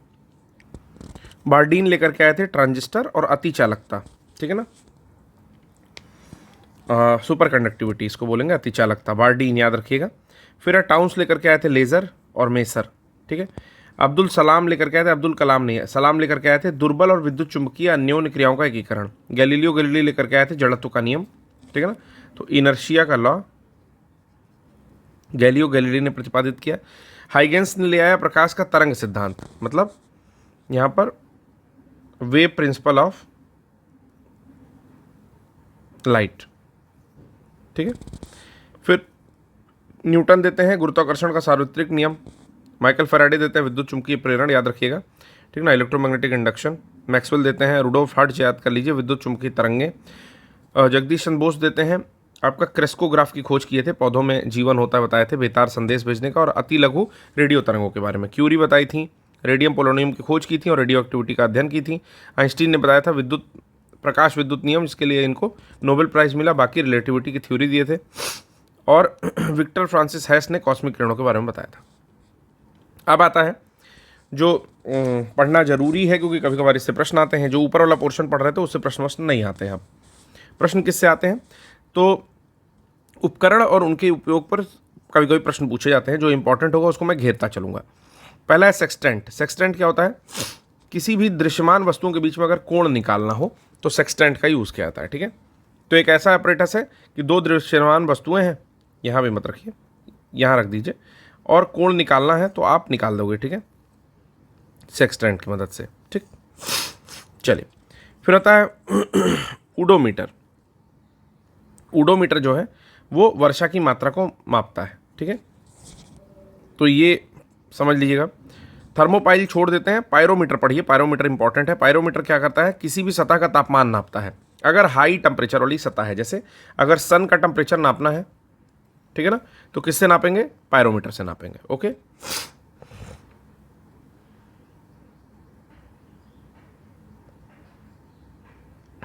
G57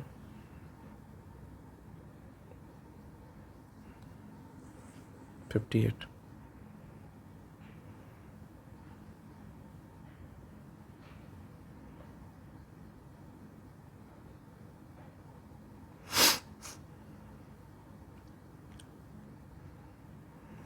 थोड़ा इधर उधर दिया है, हो सकता है कहीं और दिया हो।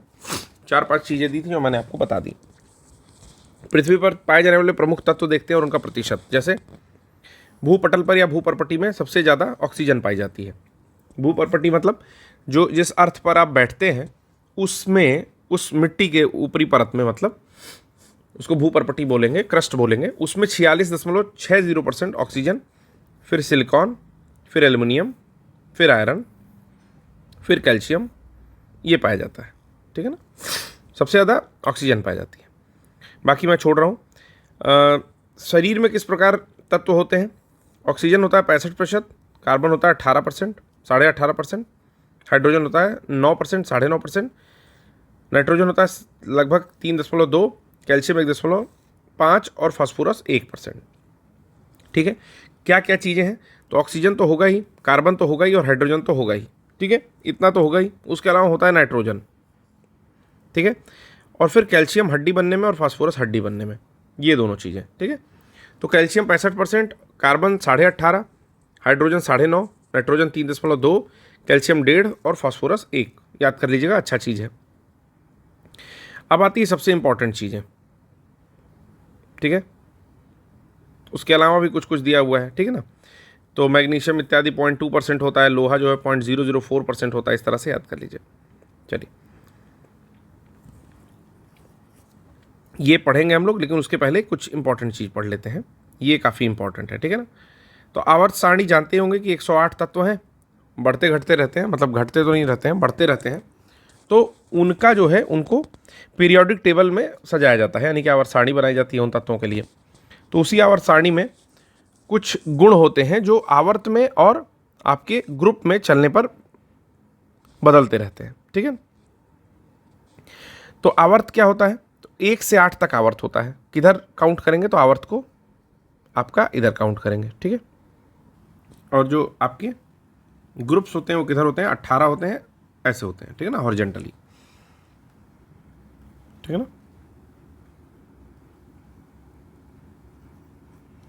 ठीक है, सबसे पहले देते हैं संयोगी इलेक्ट्रॉन, यानी कि वैलेंस इलेक्ट्रॉन। तो बाएं से दाएं जाने पर 1 से 8 तक हो जाता है, ठीक है। तो बाएं से दाएं जाने पर पीरियड्स में 1 से 8 तक हो जाता है, ठीक है ना। मतलब ऐसे पीरियड्स फैले हुए हैं। अब इसमें अगर बाएं से दाएं जाओगे, ठीक है, तो 1 से 8 तक हो जाता है, यानी कि बढ़ता रहता है संयोगी इलेक्ट्रॉन, ठीक। और वहीं अगर वर्ग में होंगे तो सभी वर्गों में, एक वर्ग में सभी तत्वों में समान होते हैं वैलेंस इलेक्ट्रॉन। यानी कि मान लीजिए कि इस प्रकार वर्ग बने हुए हैं, ठीक। तो वर्ग 6 की अगर बात करें तो 6 में क्या है, ऊपर से नीचे तक समान होंगे, ठीक है ना, ये चीज़ बता रहा है। तो वैलेंस इलेक्ट्रॉन क्या होते हैं कि अगर आप पीरियड्स में चलेंगे, पीरियड्स कैसे होते हैं, तो इस प्रकार पीरियड्स होते हैं, आवर्त ऐसे होते हैं, ठीक है ना। आवर्त में अगर इधर की ओर बढ़े, मान लीजिए कि पहला दूसरा, दूसरे आवर्त में अगर इधर की ओर बढ़ रहे हैं तो 1 से 8 तक बढ़ता जाता है, ठीक है ना, वैलेंस इलेक्ट्रॉन, ठीक है। चलिए, संयोजी इलेक्ट्रॉन हो गया। फिर आता है संयोजकता। संयोजकता को बोलते हैं वैलेंसी, ठीक। वैलेंसी क्या होती है, तो बाएं से दाएं जाने पर पहले 1 से 4 तक बढ़ती है, फिर घटकर शून्य हो जाती है, कि 1 से 4 तक बढ़ेगी और फिर 4 से शून्य हो जाएगी। क्यों? तभी सबसे इनएक्टिव या इनर्ट गैसेज आती हैं लास्ट में, कि जेनॉन, रेडॉन, इस तरह की जो गैसेज हैं, आर्गन, क्रिप्टन, ये सब लास्ट में आती हैं, ठीक ना, क्योंकि यहाँ पर 1 से 4 तक वैलेंसी बढ़ती है और फिर घट जाती है, ठीक है।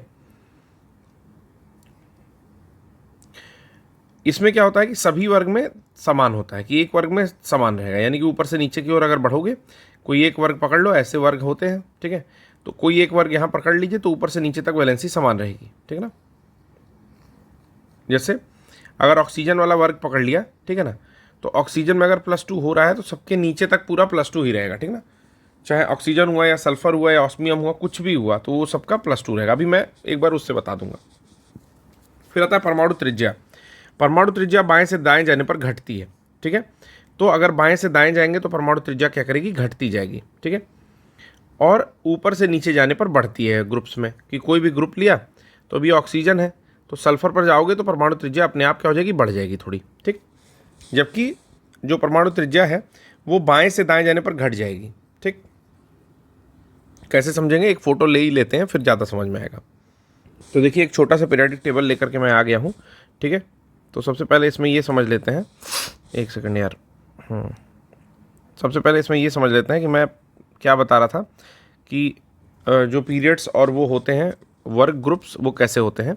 तो ऊपर से नीचे की ओर टोटल पीरियड्स बटे होते हैं, ठीक है, यानी कि इधर से दिखा रहा हूँ मैं, 1 2 3 4 5 6 7 7 1 2 3 4 5 6 7 8 8 मान के चलिए, 8 होता है लगभग, और इधर से इधर तक 18 होता है, लिखा भी है कि 1 2 3 4 5 6 7 8 9 10 11 12 13 14 15 16 17 18, ठीक है। तो इस प्रकार चीज़ें बटी होती हैं,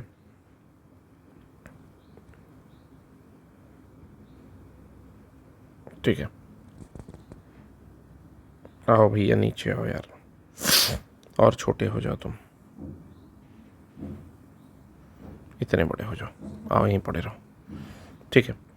तो बात कर रहे थे संयोजकता या वैलेंसी किधर जाती है, तो बाएं से दाएं जाने पर 1 से 4 तक बढ़ती है, फिर घट जाती है, ठीक है। तो 1 से 4 तक इसमें वैलेंसी जो है आप किधर से किधर बढ़ेगी, तो इधर जाओगे जब आप, एक सेकंड यार, इधर जाओगे तो वैलेंसी बढ़ेगी 1 से 4 तक और फिर घट जाएगी, 0 तक हो जाएगी। तो ये जो लास्ट वाला है हीलियम, नियॉन, आर्गन, क्रिप्टॉन, यहाँ पर वैलेंसी क्या होगी, 0 हो जाएगी, ठीक है। चलिए फिर चलते हैं, परमाणु त्रिज्या की बात करते हैं। तो परमाणु त्रिज्या बाएं से दाएं जाने पर घटती है, यानी कि जैसे जैसे आप बाएं से दाएं जाएंगे परमाणु त्रिज्या घटती है वर्गों में, और ऊपर से नीचे आने पर बढ़ती है, ठीक है। तो इसको कैसे समझेंगे, मैं आपको बता रहा था कि ऑक्सीजन वाला अगर पकड़ लिया जाए, ठीक है, तो इसकी जो परमाणु त्रिज्या होगी, एक सेकंड, ठीक है, इसकी जो परमाणु त्रिज्या होगी, इसकी परमाणु त्रिज्या अपने आप ही बड़ी होगी, उससे बड़ी इसकी होगी, उससे बड़ी इसकी होगी, उससे बड़ी इसकी होगी, उससे बड़ी इसकी होगी, ठीक है। इस प्रकार परमाणु त्रिज्या बढ़ रही है, लेकिन इधर से इधर अगर जाएंगे, यानी कि इसकी इतनी बड़ी अगर है तो इसके बाद ये छोटी होगी, उससे छोटी होगी, उससे छोटी होगी, उससे छोटी होगी, उससे छोटी होगी, उससे छोटी, ऐसे ऐसे करके छोटी होती जाएगी, ठीक है। तो परमाणु त्रिज्या किस प्रकार घट बढ़ रही है वो भी मैंने आपको समझाने का यहाँ पर प्रयास किया है, ठीक है। अब चलते हैं अगले पर, ठीक है। अगला है धात्विक गुण। तो बाएं से दाएं जाने पर धात्विक गुण घटता है, यानी कि आप इधर से इधर जा रहे हो तो धात्विक गुण घटता जाएगा, यानी कि धातुएं ज़्यादा किधर रहेंगी, लेफ्ट साइड में धातुएं ज़्यादा रहेंगी। तो आइए देख लेते हैं क्या धातुएं ऐसे ज़्यादा रहती हैं क्या। तो ठीक है, बात कर रहे हैं कि सोडियम एक धातु है, मैग्नीशियम एक धातु है, कैल्शियम एक धातु है, रदरफोर्डियम एक धातु है। तो धातु की जो क्वालिटी है वो आपके लेफ्ट साइड में ज़्यादा है इनके अकॉर्डिंग, ठीक है। और इसके बाद जो है धातुएं दाहिने बगल चलने पर धीरे धीरे घटती जाती हैं, ठीक है, यानी कि धात्विक गुण उसका घटता जाता है, ठीक है। तो जैसे जैसे आप बोरान, ऑक्सीजन, फ्लोरीन, नियॉन की ओर जाएंगे धात्विक गुण घटता जा रहा है, ठीक है। तो इस प्रकार ये भी समझ में आ गया। अगर बात करें हम लोग कि ग्रुप्स में किस तरह से चेंज होते हैं मटेरियल मेटेलिक प्रॉपर्टीज, तो उसको देख लेते हैं। ऊपर से नीचे जाने पर बढ़ता है, तो इसमें धात्विक गुण क्या करेगा, ऊपर से नीचे जाएंगे तो धात्विक गुण बढ़ता जाएगा। यानी कि अगर आप ग्रुप्स में देखेंगे तो जिस प्रकार हम नीचे की ओर बढ़ते जाते हैं, जैसे मान लीजिए कि निकेल है, ये धात्विक है, ठीक है, या यहाँ से ले लीजिए, एक सेकेंड, आयरन है, धात्विक है, लेकिन रदरफोर्डियम उससे ज़्यादा धात्विक होगा, ऑस्मियम उससे ज़्यादा और एच सबसे ज़्यादा, ठीक है। तो धात्विक गुण नीचे जाने पर धीरे धीरे बढ़ रहे हैं, ये पॉइंट आपको याद रखना है, ठीक है। ऊपर से नीचे जाने पर क्या हो रहे हैं, बढ़ रहे हैं यहाँ पर, ठीक। फिर आता है आयनन विभव, यानी कि आयनन विभव की बात करता है, आयनिक पोटेंशियल की बात करता है। तो बाएं से दाएं जाने पर बढ़ता है, बाएं से दाएं जाएंगे तो बढ़ेगा, और ऊपर से नीचे जाने पर घटता है। देखिए एक्सप्लेनेशन इसलिए नहीं कर रहा हूँ कि फिर बहुत डेप्थ में जाना पड़ेगा, ठीक है, कि किस प्रकार घटता है या बढ़ता है। अभी बस एक लमसम बता दे रहा हूँ, जितनी चीज़ें याद हो पाए याद कर लीजिए। इलेक्ट्रॉन बंधुता के बारे में प्रश्न पूछता है और विद्युत ऋणात्मकता के बारे में पूछता है, तो ये दोनों चीज़ें याद करिएगा, ठीक है। कि इलेक्ट्रॉन एफिनिटी किसकी ज़्यादा होती है, कि इलेक्ट्रॉन किससे मिलना जुलना चाहता है, ऐसा समझिए। और विद्युत ऋणात्मकता यानी कि इलेक्ट्रोनेगेटिविटी किसकी ज़्यादा होती है। तो बाएं से दाएं जाने पर दोनों ही बढ़ती है, ठीक है, और ऊपर से नीचे जाने पर दोनों ही घटती है, ठीक है। इलेक्ट्रॉन एफिनिटी जो होती है बाएं से दाएं जाने पर बढ़ती है, यानी कि अगर आप इसको देखोगे तो किसकी इलेक्ट्रॉन एफिनिटी ज़्यादा होगी, बोरान की होगी कि कार्बन की होगी कि नाइट्रोजन, ऑक्सीजन की, फ्लोरीन। तो आप कहोगे सर फ्लोरीन की होगी, तो मैं कहूँगा हाँ बिल्कुल रहेगी। आप कहोगे सर नियॉन की रहेगी, तो नियॉन यार अक्रिय हो जा रहा है ना, अभी बताया है ना, अक्रिय हो जाएगा, तो वहाँ तक मत काउंट करिए, फ्लोरीन तक काउंट करिए, ठीक। और ऊपर से नीचे जाओगे तो क्या होगी, घटेगी, यानी कि फ्लोरीन की ज़्यादा होगी इलेक्ट्रोनेगेटिविटी कि क्लोरीन की। तो आप कहोगे कि सर फ्लोरीन की ज़्यादा होगी, क्लोरीन की घट जाएगी, ठीक है। फिर ऑक्सीकारक गुण इसी प्रकार बात करते हैं, ऊपर से नीचे जाने पर घटता है और बाएं से दाएं जाने पर बढ़ता है, सेम, ये सेम है, ठीक है। तो इसका जो है एक वो बना लीजिए, चार्ट बना लीजिए, जिसमें कि ऊपर से नीचे जाने वाले को अलग दिखा लीजिए और नीचे से ऊपर जाने वाले को अलग दिखा दीजिए, ठीक है। चाहिए तो स्क्रीनशॉट ले लीजिए, मैं छोटा कर दे रहा हूँ इसको।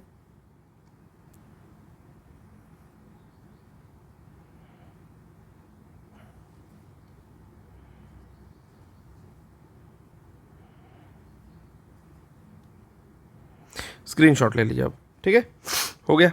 चलिए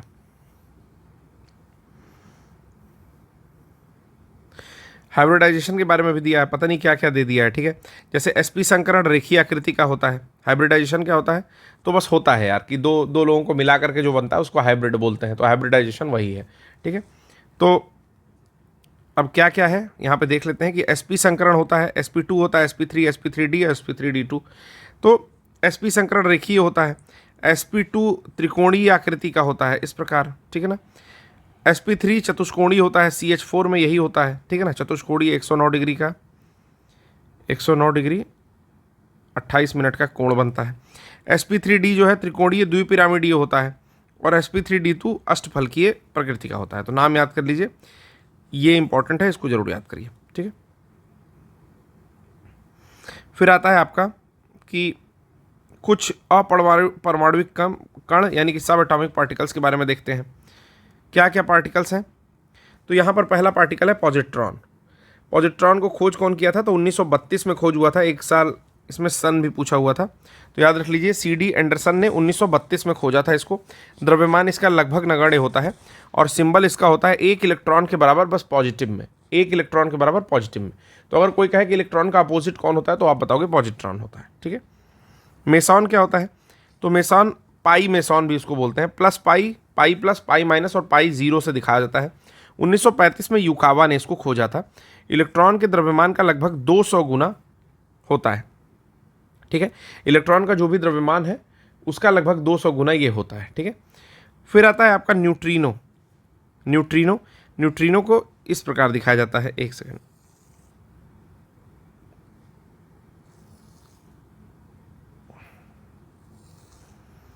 न्यू से दिखाया जाता है। किससे दिखाया जाता है, न्यू से, ऐसे दिखाते हैं, न्यू ऐसे, ठीक है।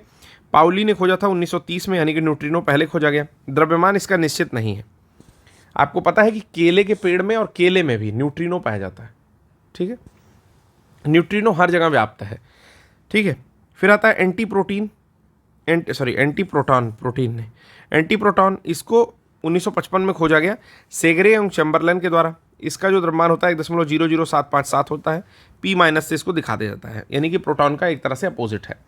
फिर आता है एंटी न्यूट्रिनो, तो न्यूट्रॉन का एक तरह से अपोजिट है, कॉर्क ने खोजा था 1956 में। तो एक साल आ गया था कि इसका ईयर लगाइए, तो अगर हम ईयर देखें तो सबसे पहले खोजा गया है न्यूट्रिनो, फिर खोजा गया है पॉजिट्रॉन, फिर खोजा गया है मेसॉन, फिर खोजा गया है आपका एंटी प्रोटॉन और फिर खोजा गया है एंटी न्यूट्रॉन। ठीक है, तो एक बार सन याद कर लीजिएगा किसने किसने खोजा है।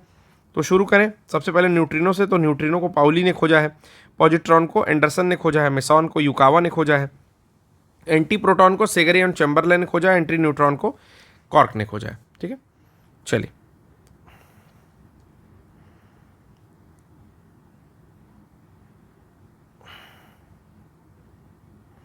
भौतिक और रासायनिक परिवर्तन में अंतर कैसे समझेंगे। ठीक है, तो भौतिक परिवर्तन यानी कि उसका भौतिक रूप बदल गया, रासायनिक परिवर्तन मतलब उसमें केमिकल चेंज हो गया, मटेरियल ही बदल गया। ठीक है, तो क्या भौतिक परिवर्तन में कोई नया पदार्थ बनेगा? नहीं बनेगा। भौतिक परिवर्तन में कोई नया पदार्थ नहीं बना, बस उसका रूप बदल गया। ठीक है, क्या बदल गया? रूप बदल गया। जैसे पानी जो है बर्फ है तो ठोस है, पिघल गया पानी हो गया। तो क्या H2O में कोई चेंज हुआ क्या? नहीं। H2O is solid, H2O is liquid, H2O is vapour, gas. ठीक है, तो H2O जो है पानी बर्फ गैस बनना, उसका केवल कपड़ा बदल रहा है कि कभी कपड़ा जो है ढीला ढाला पहन लिया तो पानी बन गया, कभी कपड़ा ही नहीं पहना तो एकदम वाष्प बन गया, और कभी सॉलिड चुस्त जीन्स पहन लिया तो क्या बन गया? सॉलिड बन गया, बर्फ बन गया। तो ये हो गया फिजिकल चेंज। केमिकल चेंज में क्या होगा कि केमिकली ही बदल गया। जैसे दूध से दही बन गई तो अभी केमिकली बदल गई, वो दूध कुछ और है, दही कुछ और है। दूध में नमक नहीं मिला सकते, दही में नमक मिला करके खा सकते हैं क्योंकि केमिकली बदल गया है। ठीक है, तो यही होता है रासायनिक परिवर्तन और भौतिक परिवर्तन में अंतर। भौतिक मतलब जो दिख रहा है उसमें थोड़ा सा परिवर्तन कर देंगे, रहेगा वही चीज़ है। तो भौतिक परिवर्तन में कोई नया पदार्थ नहीं बनता है, रासायनिक परिवर्तन में नया पदार्थ बन गया क्योंकि केमिकल फॉर्मूला चेंज हो गया। ये एक अस्थायी परिवर्तन है। भौतिक परिवर्तन एक अस्थायी परिवर्तन है। पानी बनाया, फिर बर्फ बनाया, फिर वाष्प बनाया, फिर वाष्प को ठंडा किया, पानी बना, फिर उसको बर्फ बना दिया। अस्थायी परिवर्तन है। ठीक है, यानी कि एक तरह से उत्क्रमणीय प्रोसेस है। उत्क्रमणीय मतलब रिवर्सिबल हो सकता है। लेकिन दूध से दही बना दिया तो दही को फिर फेंट के दूध बना दो, नहीं बन पाएगा ना। ठीक है, यही चीज़ है। यानी कि कहीं ना कहीं चीज़, कागज़ को जला दिए पकड़ के, केमिकल रिएक्शन हुआ, कागज़ जल गया, ख़त्म हो गया, तो क्या कागज़ बन जाएगा? क्या नहीं बन पाएगा यार, तो ख़त्म हो गया, रासायनिक परिवर्तन कर दिया। ये अस्थायी, ये स्थायी परिवर्तन है यानी कि इररिवर्सिबल। अगला आता है, ये आसानी से उत्क्रमणीय यानी कि रिवर्सिबल होता है, ये अनुत्क्रमणीय यानी कि इररिवर्सिबल होता है। इसमें प्रायः अल्प मात्रा में ऊष्मा या प्रकाश अवशोषित होता है या निकलता है। ठीक है, इसमें क्या होता है? अधिक मात्रा में प्रकाश निकलेगा, या आप पता ही है ना, कागज़ में आग लगा रहे हो, ठीक है, बदल ही जा रहा है पूरा।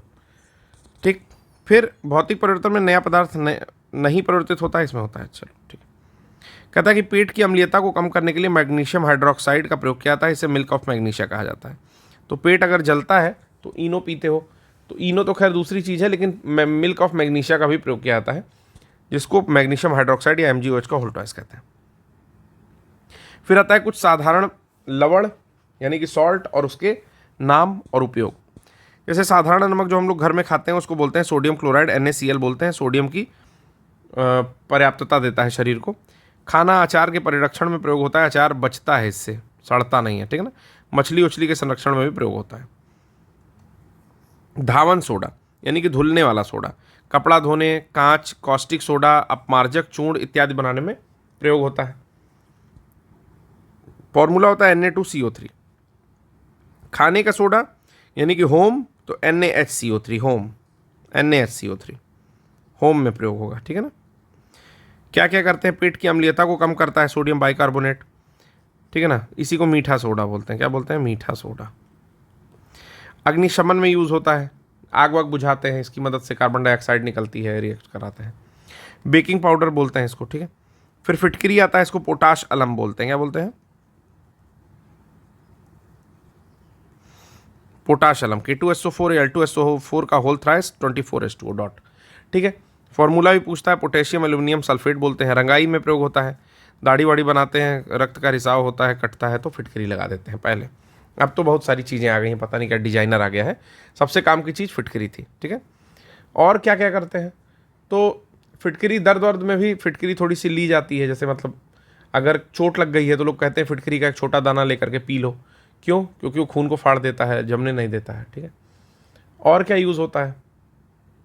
और भी कुछ कुछ यूज़ करते हैं, जैसे कुछ चीज़ उबालते हैं खाने पीने वाली तो उसमें थोड़ी सी फिटकरी डाल देते हैं, ठीक है ना। तो ये सारा चीज़ होता है। फिर शोरा, शोरा पोटेशियम नाइट्रेट बोला जाता है, अंग्रेजों के समय से शोरे का प्रयोग होता है, पोटेशियम नाइट्रेट बोलते हैं, बारूद बनाने में इसका उपयोग करते हैं, याद रखिएगा, ठीक है ना। तो KNO3 बोलते हैं पोटेशियम नाइट्रेट, शोरा उर्वरक के रूप में भी प्रयोग करते हैं, तो शोरा नाम याद रख लीजिए। नीला थोथा कॉपर सल्फेट कवकनाशी होता है, नीला थोथा कॉपर सल्फेट CuSO4.5H2O कवकनाशी। पहले जो है पानी वानी में, मतलब पानी में तो नहीं डालते थे, लेकिन कवक जो जमते थे, फंगस जो वहाँ पर लगता था, वहाँ पर नीला थोथा या आपका कॉपर सल्फेट का छिड़काव कर दिया जाता था। विद्युत लेपन में भी प्रयोग होता है, यानी कि इलेक्ट्रोप्लेटिंग में भी होता है, रंगाई छपाई में भी इसका प्रयोग किया जाता है, नीला थोथा बोलते हैं उसको, ठीक है ना। आपको बताना है हरा कशिश का फार्मूला, हरा कशिश, ग्रीन विट्रॉल बोलते हैं क्या इसको, इसको ब्लू विट्रॉल बोलते हैं, ठीक। हरा कशिश शायद अंग्रेजी में ग्रीन विट्रॉल बोलते हैं, ठीक है। इसका फार्मूला बताना है, आयरन का है ये, इतना मैं हिंट कर दे रहा हूँ। चलिए, कुछ प्राकृतिक अम्ल पाए जाते हैं, जैसे सेब में पाया जाता है मैलिक एसिड, पर पूछा हुआ प्रश्न है, याद रखेंगे इसको, ठीक है। फिर आता है चींटी का डंक या बिच्छू का डंक के साथ साथ एक चीज़ और होती है, क्या होता है, तो एक पत्ती होती है, क्या नाम है पत्ती का, पत्ती का नाम है नेटल, ठीक है ना। उसको बस ऐसे हाथ पे छुआ देंगे, यूट्यूब पे बहुत सारे शॉर्ट्स मिल जाएंगे, आप नेटल लीव्स डालिएगा, कोई बच्चा एक दूसरे व्यक्ति के हाथ में या बच्चे के हाथ में छुआ रहा है और वो कह रहा है हाँ हमको कुछ नहीं होगा, फिर उसको खुजलाते खुजलाते रैशेस से हालत ख़राब हो रही है, तो उसमें फर्मिक एसिड होता है, क्या होता है, फर्मिक एसिड। वही होता है चींटी के डंक में और बिच्छू के भी डंक में, ठीक है। फिर आता है सिरका, सिरका होता है एसिटिक एसिड, ठीक है, सिरका क्या होता है, एसिटिक एसिड। फिर होता है दही का खट्टा हो जाना, तो लैक्टिक एसिड होता है। अंगूर इमली में टार्टरिक एसिड होता है, तो ये याद रखिएगा, पूछा हुआ प्रश्न, ठीक है, टार्टरिक एसिड होता है। फिर होता है नारंगी संतरा और नींबू में सिट्रिक एसिड, खट्टी चीज़ों में। पालक में होता है ऑक्जेलिक एसिड, पालक में ऑक्जेलिक एसिड होता है। आंवला और सिट्रस फ्रूट में एस्कॉर्बिक भी होता है, ठीक है। तो आंवला और सिट्रस फल में एस्कॉर्बिक भी होता है और नारंगी संतरा और नींबू में सिट्रिक एसिड होता है। तो आंवले जैसे जो खट्टे फल होते हैं उसमें एस्कॉर्बिक होता है, उसमें सिट्रिक नहीं होता। बाकी किसी भी सिट्रस फ्रूट में, रस वाले फ्रूट में बेसिकली सिट्रिक ही एसिड होता है।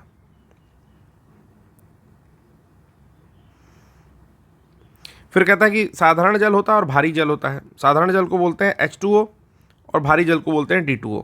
तो D मतलब क्या होता है, ड्यूटीरियम होता है। जैसे 1H1 होता है, तो इसी प्रकार 1H2 जब बोलता है तो ड्यूटोरियम बोलते हैं, 1H3 जब होता है तो ट्राइट्रियम बोलते हैं, ठीक है। तो 1H2 वाले से जब पानी बनाते हैं तो उसको भारी जल बोलते हैं, ठीक है। तो भारी जल का घनत्व तो क्या होता है, अधिक होता है। भारी जल का हिमांक क्या होता है, अधिक होता है। भारी जल का क्वथनांक क्या होता है, अधिक होता है। और भारी जल का घनत्व जो है वो भी अधिक डिग्री सेंटीग्रेड पर पाया जाता है, ठीक है। जैसे जल का जो मैक्सिमम घनत्व है वो 4 डिग्री सेंटीग्रेड पर पाया जाता है, लेकिन भारी जल का 11 डिग्री सेंटीग्रेड पर पाया जाएगा, ठीक है। तो याद रख लीजिएगा, आसान है। फिर आता है कुछ धातु और उनके अयस्क, जैसे बिस्मथ का होता है बिस्मिथीनाइट, तांबा का होता है एजुराइट, कॉपर पाइराइट, कैल्कोपाइराइट, कैल्कोसाइट, क्यूप्राइट। कैल्शियम का होता है कैल्शियम कार्बोनेट, जिप्सम, फ्लोस्फार, फॉस्फेराइट। कैडमियम का होता है ग्रीनोकाइट, कैडमियम क्या होता है, ग्रीनोकाइट। एंटीमनी का होता है स्टिबनाइट। कोबाल्ट का होता है स्मेल्टाइट। क्रोमियम का होता है क्रोमाइट। एल्युमिनियम का होता है बॉक्साइट। क्रायोलाइट, कोरंडम, डायस्पर, ठीक है। अब आप बोलोगे कि सर यहाँ पर भी कुछ क्या कॉमन हो सकता है क्या, तो हाँ हाँ कॉमन हो सकता है, कि हो सकता है कि एक ही एस्क से दो चीज़ निकल रही, जैसे पिच ब्लेंड करके एक है, इससे क्या निकलता है, इससे निकलता है यूरेनियम और इसी से निकलता है रेडियम, तो दोनों निकल सकता है, कोई दिक्कत नहीं है। एल्युमिनियम का बता दिया मैंने, सोडियम का sodium chloride, sodium carbonate, sodium nitrate, borax. Tin का क्या होता है, कैसीटेराइट, टिन का होता है कैसीटेराइट। सोना का होता है सिल्वेनाइट, काल्वेराइट। चांदी का होता है नेटिव सिल्वर, अर्जेंटाइट, क्लोरार्जीराइट। जस्ता का होता है स्फेलेराइट, जिंक ब्लेंड, फ्रैंकलिनाइट, कैलामाइन और जिंकाइट। कई बार आपने सुना होगा लैक्टोकैलामाइन, ठीक है ना, या कैलामाइन, ठीक। ये सब जिंक रिच कैप्सूल्स टैबलेट खाने पीने के लिए आती हैं। निकिल का होता है मिलेराइट, क्या होता है, मिलेराइट, निखिल मिलेराइट। आइए आगे चलते हैं। पोटेशियम का होता है potassium chloride, potassium carbonate, potassium nitrate. Barium का होता है बेराइट। मैग्नीशियम का होता है magnesite, dolomite, carnallite, Epsom salt. Mercury का होता है सिनेबार। मैग्नीज का होता है पायरोलुसाइट। लोहा का होता है magnetite, haematite, limonite, siderite, iron pyrite, chalcopyrite. Uranium का होता है पिच ब्लेंड, जिसको यूरेनिटाइट भी कहते हैं, और कार्टोनाइट भी होता है। कार्टोनाइट याद कर लो यार। लेड का होता है गैलेना, काफ़ी फेमस है, कई बार पूछा हुआ है। ठीक है, अभी मुझे लगता है कि लोहा का ही पिछली बार पूछा था कि पायराइट किसका है इसका, तो आयरन पायराइट अगर दिया रहेगा तो वो हो जाएगा लोहे का। ठीक है, केवल पायराइट भी दिया है क्या, एक बार देख लेने दीजिए जरा।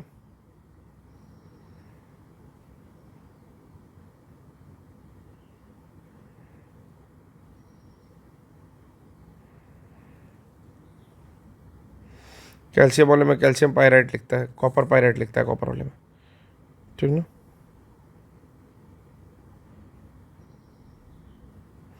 केवल पायराइट नहीं दिया है। चलिए, फिर आती है कुछ मिश्र धातु और उनका संगठन। ठीक है ना, जैसे पीतल में क्या क्या होता है, तो पीतल अभी मैं कल ही समझा रहा था, फिर से समझा दे रहा हूँ। कॉपर के साथ जिंक होता है, इतना याद रखिएगा। इसको बोलते हैं ब्रास। तो ब्रास में एस आ रहा है तो जेड आएगा यहाँ पर, इतना ऐसे याद रखिए। गन मेटल क्या होता है, तो गन मेटल में कॉपर होता है, जिंक होता है और टिन होता है। ठीक है ना, गन मेटल में कॉपर, जिंक और टिन होता है। ठीक है, टिन को स्टेनम से दिखाते हैं, एसन से दिखाते हैं। ठीक है, फिर आता है स्टेनलेस स्टील में, ये जान जाओ यार, क्रोमियम होता है Cr, मैग्नीज होता है और आयरन होता है। तो क्रोमियम रहेगा ही रहेगा, इतना याद रख लो। स्टेनलेस यानी कि क्रोमियम उसको स्टेनलेस बनाता है। मुंज मेटल, मुंज मेटल, इसमें कॉपर और जिंक होता है 40%। ठीक है, इसको बोलते हैं मुंज मेटल। डच धातु छोड़ दीजिए इसको। जर्मन सिल्वर सबसे इंपॉर्टेंट है। क्या जर्मन सिल्वर में सिल्वर होता है क्या, नहीं होता है। क्या क्या होता है, तो कॉपर होता है, जिंक होता है और निकिल होता है। ठीक ना, कुजनी होता है। ठीक ना, कॉपर, जिंक और निकिल होता है, इसमें सिल्वर नहीं होता है, याद रखिएगा। Ag का कोई परसेंट नहीं है। कांसा, कांसा क्या होता है, तो Cu में जब आपका जिंक नहीं मिलाना है, ठीक है ना, क्या मिलाना है, Sn मिलाना है। ठीक है, कॉपर में क्या मिलाना है, जिंक नहीं मिलाना है, Sn मिलाना है, यानी कि टिन मिलाना है। ठीक, तो बन जाएगा आपका कांसा। कांसे को क्या बोलते हैं, ब्रॉन्ज। अगर ब्रास होता तो जेड लगा देते, यानी कि जिंक लगा देते, लेकिन अगर ब्रॉन्ज है तो Sn लगाएंगे। कितना परसेंट, लगभग 12%। मैग्नीशियम कौन सी धातु होती है, एल्युमिनियम से बनती है मैग्नीशियम मिला करके, यानी कि मैग्नीशियम प्लस एल्युमिनियम तो मैग्नीशियम। ड्यूरा एल्युमिन में क्या होता है, एल्युमिनियम होता है, तांबा भी होता है, इसमें कॉपर होता है, मैग्नीज होता है, मैग्नीशियम होता है, बोलते हैं ड्यूरा एल्युमिन। नाइक्रोम, नाइक्रोम का वायर बनाता है, जो पहले हीटर इत्यादि आते थे उसमें जो है ये जो वायर बनते थे ये नाइक्रोम वायर बनते थे, हीट हो जाते थे और आपको गर्मी देते थे। ठीक है ना, क्या क्या पड़ा होता है, तो निकिल का होता है प्लस क्रोमियम होता है, इतना तो जान ही जाओ, नाइक्रोम से बनाई है ये। फिर उसमें आयरन भी होता है और मैग्नीज भी होता है। ठीक, तो ये दोनों बेसिक कंपोनेंट हैं, बेस, और ये दोनों अलग से मिलते हैं उसमें। टांका या सोल्डर किससे बनता है, तो सोल्डरिंग होता है आपका Pb प्लस Sn से, सोल्डरिंग। और ब्रेजिंग होगा Pb प्लस, तो ब्रेजिंग में भी यही मटेरियल यूज़ करते हैं। ठीक है, टाइप मेटल क्या होता है, सीसा, एंटीमनी यानी कि प्लम्बम Sp और टिन Sn। ठीक है ना, इसको बोलते हैं टाइप मेटल। तो इतना हो गया, इसमें एक दो इंपॉर्टेंट था जो आप लोग देख लीजिएगा। फिर आता है धातु और उनके यौगिक, जैसे पारा कहाँ कहाँ उपयोग होता है, तो Hg थर्मामीटर में पहले ये उपयोग करते थे, अमलगम बनाने में उपयोग करते हैं। ठीक है ना, अमलगम क्या होता है अमलगम आपका जो घोल देता था गोल्ड को भी। ठीक है, सिंदूर बनाने में प्रयोग करते थे प्लम्बम। ठीक है ना, Hg Hg का उपयोग सिंदूर बनाने में भी करते थे। ठीक, फिर आता है मर्क्यूरी क्लोराइड, कैलोमल के निर्माण में करते हैं। सोडियम बाइकार्बोनेट Na2CO3, ये नहीं होगा, NaHCO3 होगा। ठीक है, अग्निशमन यंत्र बेकरी उद्योग में भी करते हैं और प्रतिकारक के रूप में भी करते हैं। तो ये पढ़े भी थे हम लोग। मैग्नीशियम से क्या बनता है, फ्लैश बल्ब बनते हैं और धातु मिश्रण। मैग्नीशियम कार्बोनेट दंतमंजन में यूज़ होता है, ठीक है। तो मैग्नीशियम कार्बोनेट कहाँ यूज़ होता है? दंतमंजन में। दवा और जिप्सम सॉल्ट के निर्माण में यूज़ होता है। मैग्नीशियम हाइड्रोक्साइड, शीरे से चीनी तैयार करने में मैग्नीशियम हाइड्रोक्साइड तैयार किया जाता है। इसीलिए कुछ लोग कहते हैं कि हड्डी से साफ कर रहे हैं, हड्डी से, तो यही सारी चीज़ें हैं, ठीक है। मैग्नीशियम क्लोराइड, रुई की सजावट में मैग्नीशियम क्लोराइड। कैल्शियम, तो पेट्रोल में अगर सल्फर की मिलावट है तो उसको हटाने के लिए और एक एजेंट के रूप में कैल्शियम का प्रयोग किया जाता है। बाकी तो बहुत सारी चीज़ों में कैल्शियम का प्रयोग किया ही जाता है। कैल्शियम ऑक्साइड ब्लीचिंग पाउडर बनाने में, गारे के रूप में प्रयोग किया जाता है। कैल्शियम कार्बोनेट टूथपेस्ट बनाने में, चूना और कार्बन डाइऑक्साइड बनाने में। जिप्सम प्लास्टर ऑफ पेरिस बनाने में, सीमेंट उद्योग में। प्लास्टर ऑफ पेरिस मूर्ति बनाने में, अस्थि चिकित्सा में, पट्टी वट्टी वो जो करते हैं प्लास्टर करते हैं। ब्लीचिंग पाउडर, तो कीटाणुनाशक में ब्लीचिंग पाउडर का उपयोग करते हैं। कपड़ों के विरंजन में, यानी कि कपड़ों का ब्लीच करना हो, रंग उड़ाना हो, तो उसमें करते हैं। कॉपर, बिजली के तार में, पीतल बनाने में करते हैं। कॉपर सल्फेट विद्युत सेलों के निर्माण में कॉपर सल्फेट या नीला तोता CuSO4.5H2O का कीटाणुनाशक में करते हैं। कॉपर के शुद्धिकरण में भी करते हैं।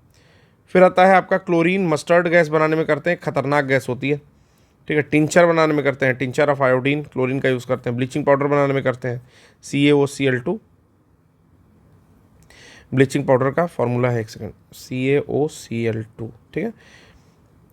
ब्रोमीन का प्रयोग ये भी औषधि में करते हैं, रंग उद्योग में करते हैं और टिंचर निर्माण में। आयोडीन का उपयोग तो कृत्रिम बारिश में भी करते हैं, कीटाणुनाशक में भी करते हैं, ठीक है ना।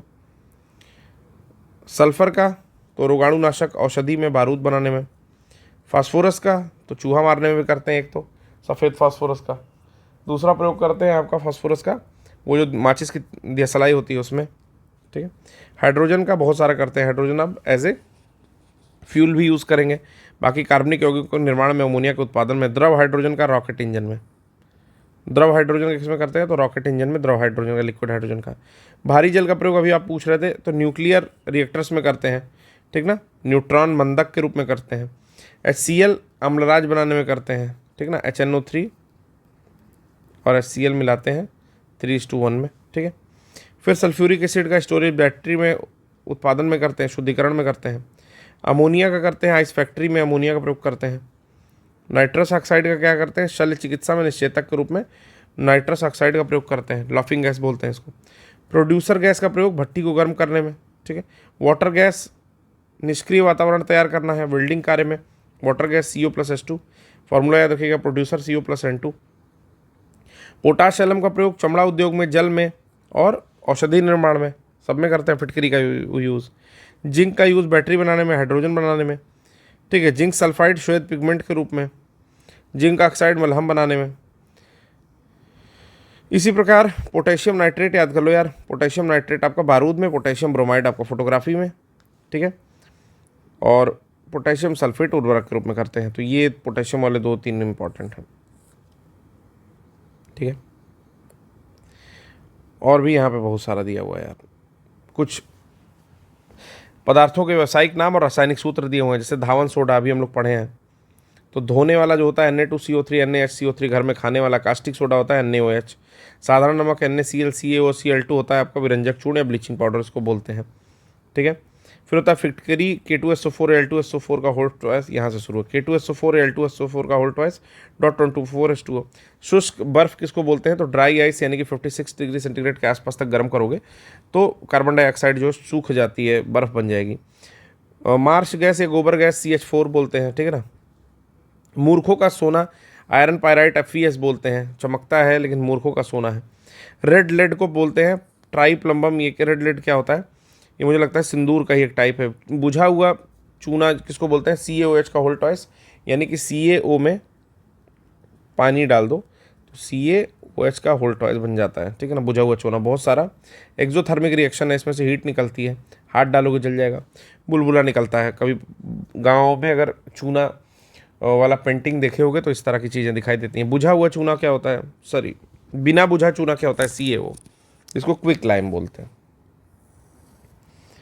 कैल्शियम ऑक्साइड, एक सेकेंड, ये ठीक है, कैल्शियम ऑक्साइड। जिप्सम क्या होता है? CaSO4.2H2O को जिप्सम बोलते हैं, ठीक है। CaCO3 को कैल्शियम कार्बोनेट या चूने का पत्थर। हरा कसीस FeSO4.7H2O, यही प्रश्न मैंने पूछा था। नीला तोता है CaSO4.5H2O। बोरेक्स किसको बोलते हैं? Na2B4O7 को बोरेक्स बोलते हैं, सुहागा बोलते हैं हिंदी में। ठीक है। नौसादर किसको बोलते हैं? तो NH4Cl को नौसादर, इसके साथ .10H2O भी है। ठीक है ना।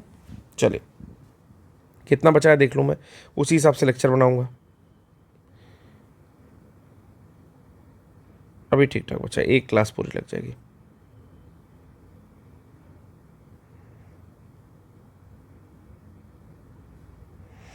ठीक है। रासायनिक पदार्थ और उनके स्रोत, जैसे केसीन प्रोटीन किसमें पाया जाता है? दूध में। निकोटीन तंबाकू में। कैफीन चाय में। चॉकलेट में। फर्मिक एसिड चींटी बिच्छू के डंक में। ठीक है। अब कह रहा है कि कांच का रंग कैसे कैसे होगा, तो ये मैंने पढ़ाया भी था, फिर भी बता दे रहा हूँ कि अगर गहरा नीला है तो कोबाल्ट ऑक्साइड मिलाएंगे। ठीक है ना, कोबाल्ट का ऑक्साइड मिलाएंगे। गहरा लाल है तो क्यूप्रस ऑक्साइड मिलाएंगे। नारंगी है तो सिलेनियम ऑक्साइड मिलाएंगे। ठीक है ना। पीला है तो कैडमियम सल्फाइड मिलाएंगे। भूरा है तो फेरिक ऑक्साइड मिलाएंगे। हरा है तो फेरस ऑक्साइड मिलाएंगे। ठीक है। तो फेरिक और फेरस में हरा और भूरा होता है, नीले कोबाल्ट से होता है, और लाल होता है आपका क्यूप्रस ऑक्साइड से। क्यूप्रस से हरा मत कर देना यार। ठीक है। नारंगी होता है सिलेनियम से, क्योंकि basically selenium red red colour देता है, तो यहाँ पर नारंगी दे रहा है। गहरा लाल दे रहा है क्यूप्रस ऑक्साइड। पीला दे रहा है कैडमियम सल्फाइड। भूरा दे रहा है फेरिक ऑक्साइड। विभिन्न ईंधनों के ऊष्मीय मान, तो गोबर की उपले 6 से 8 हज़ार के बीच में है। ठीक है। और हाइड्रोजन जो है 1.5 लाख के आसपास है। ठीक है। बाकी LPG जो हम लोग यूज़ करते हैं वो 55 हज़ार है।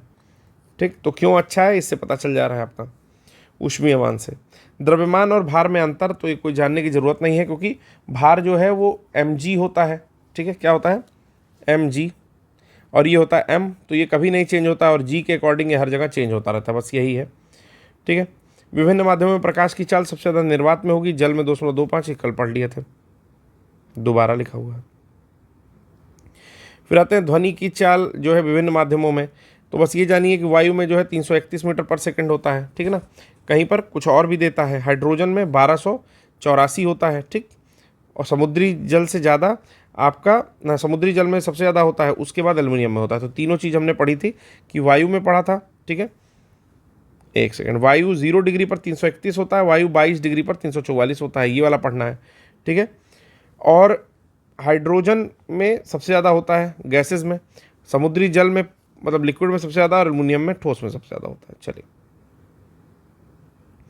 प्रमुख वैज्ञानिक और उनका योगदान बताइए। तो प्रिंसिपल ऑफ बायंसी या उत्प्लावनता का सिद्धांत, कि बाल्टी में मग्गा डुबाओगे तो क्यों ढकेलता है, तो आर्किमिडीज दिए थे, यूनान देश के थे। गैलीलियो गैलीली ने दिया था जड़त्व का नियम, की कोई वस्तु जहाँ खड़ी है वैसे ही रहती है। जैसे बस स्थिर अवस्था में आप बैठे हुए हो, बस जैसे चलना शुरू करती है आपका शरीर स्थिर अवस्था में ही रहना चाहता है, इसलिए पीछे की ओर ऐसे धक्का हो जाता है। ठीक ना।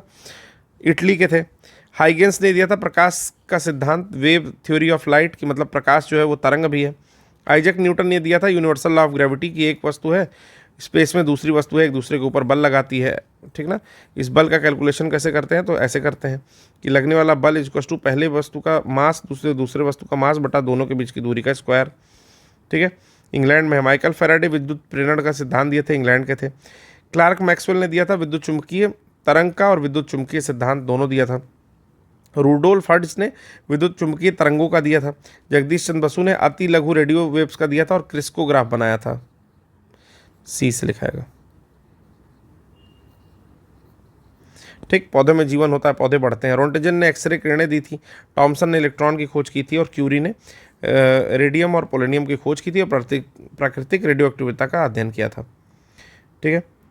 और लोगों का नाम देता है इसमें, जैसे ठीक है। फिर आता है अल्बर्ट आइंस्टीन ने क्या खोजा था, तो प्रकाश विद्युत प्रभाव, कई बार हम लोग पढ़ चुके हैं, थ्योरी ऑफ रिलेटिविटी। फ्रांसिस हैस ने कॉस्मिक विकिरण को खोजा था, ऑस्ट्रिया के थे। रदरफोर्ड, इंपॉर्टेंट पढ़िए बस। रदरफोर्ड ने न्यूक्लियर मॉडल ऑफ एटम खोजा था। नील बोर ने परमाणु मतलब हाइड्रोजन परमाणु का क्वांटम मॉडल खोज दिया था। वेंकटरमण ने in elastic scattering of light of molecules खोजा था। डी ब्रोगली ने द्वैती प्रकृति खोज दी थी, कि मतलब कोई भी पार्टिकल है वो वेव के फॉर्म में भी हो सकता है, ये चीज़ इन्होंने खोजी थी। मेघनाथ साहा ने थर्मल आयनाइजेशन खोजा था। सत्येंद्रनाथ बोस ने क्वांटम सांख्यिकी, सारा कुछ पढ़ चुके हैं। पॉली का अपवर्जन नियम यानी कि एक्सक्लूजन प्रिंसिपल है, फर्मी ने खोजा था, कंट्रोल न्यूक्लियर हेजनबर्ग ने खोजा था, अनसर्टेनिटी का प्रिंसिपल, ठीक है। हबल ने खोजा था एक्सपेंडिंग यूनिवर्स, यूनिवर्स जो फैल रहा है। साइक्लोट्रॉन खोजा था आपके ऑरलैंडो लॉरेंस ने। चैडविक ने न्यूट्रॉन खोजा था, युकावा ने नाभिकीय बलों का सिद्धांत, भाभा ने cascade process of cosmic radiation, ठीक है। और लैंडो कोई व्यक्ति हैं, डेविडोविक लैंडो, इन्होंने थ्योरी ऑफ कंडेंस्ड मैटर खोजा था, द्रव हीलियम को ही खोजा था, ठीक है। तो ये सारी चीज़ इन्होंने खोजा था, और भी कुछ कुछ बच गया है यार। चंद्रशेखर ने खोजा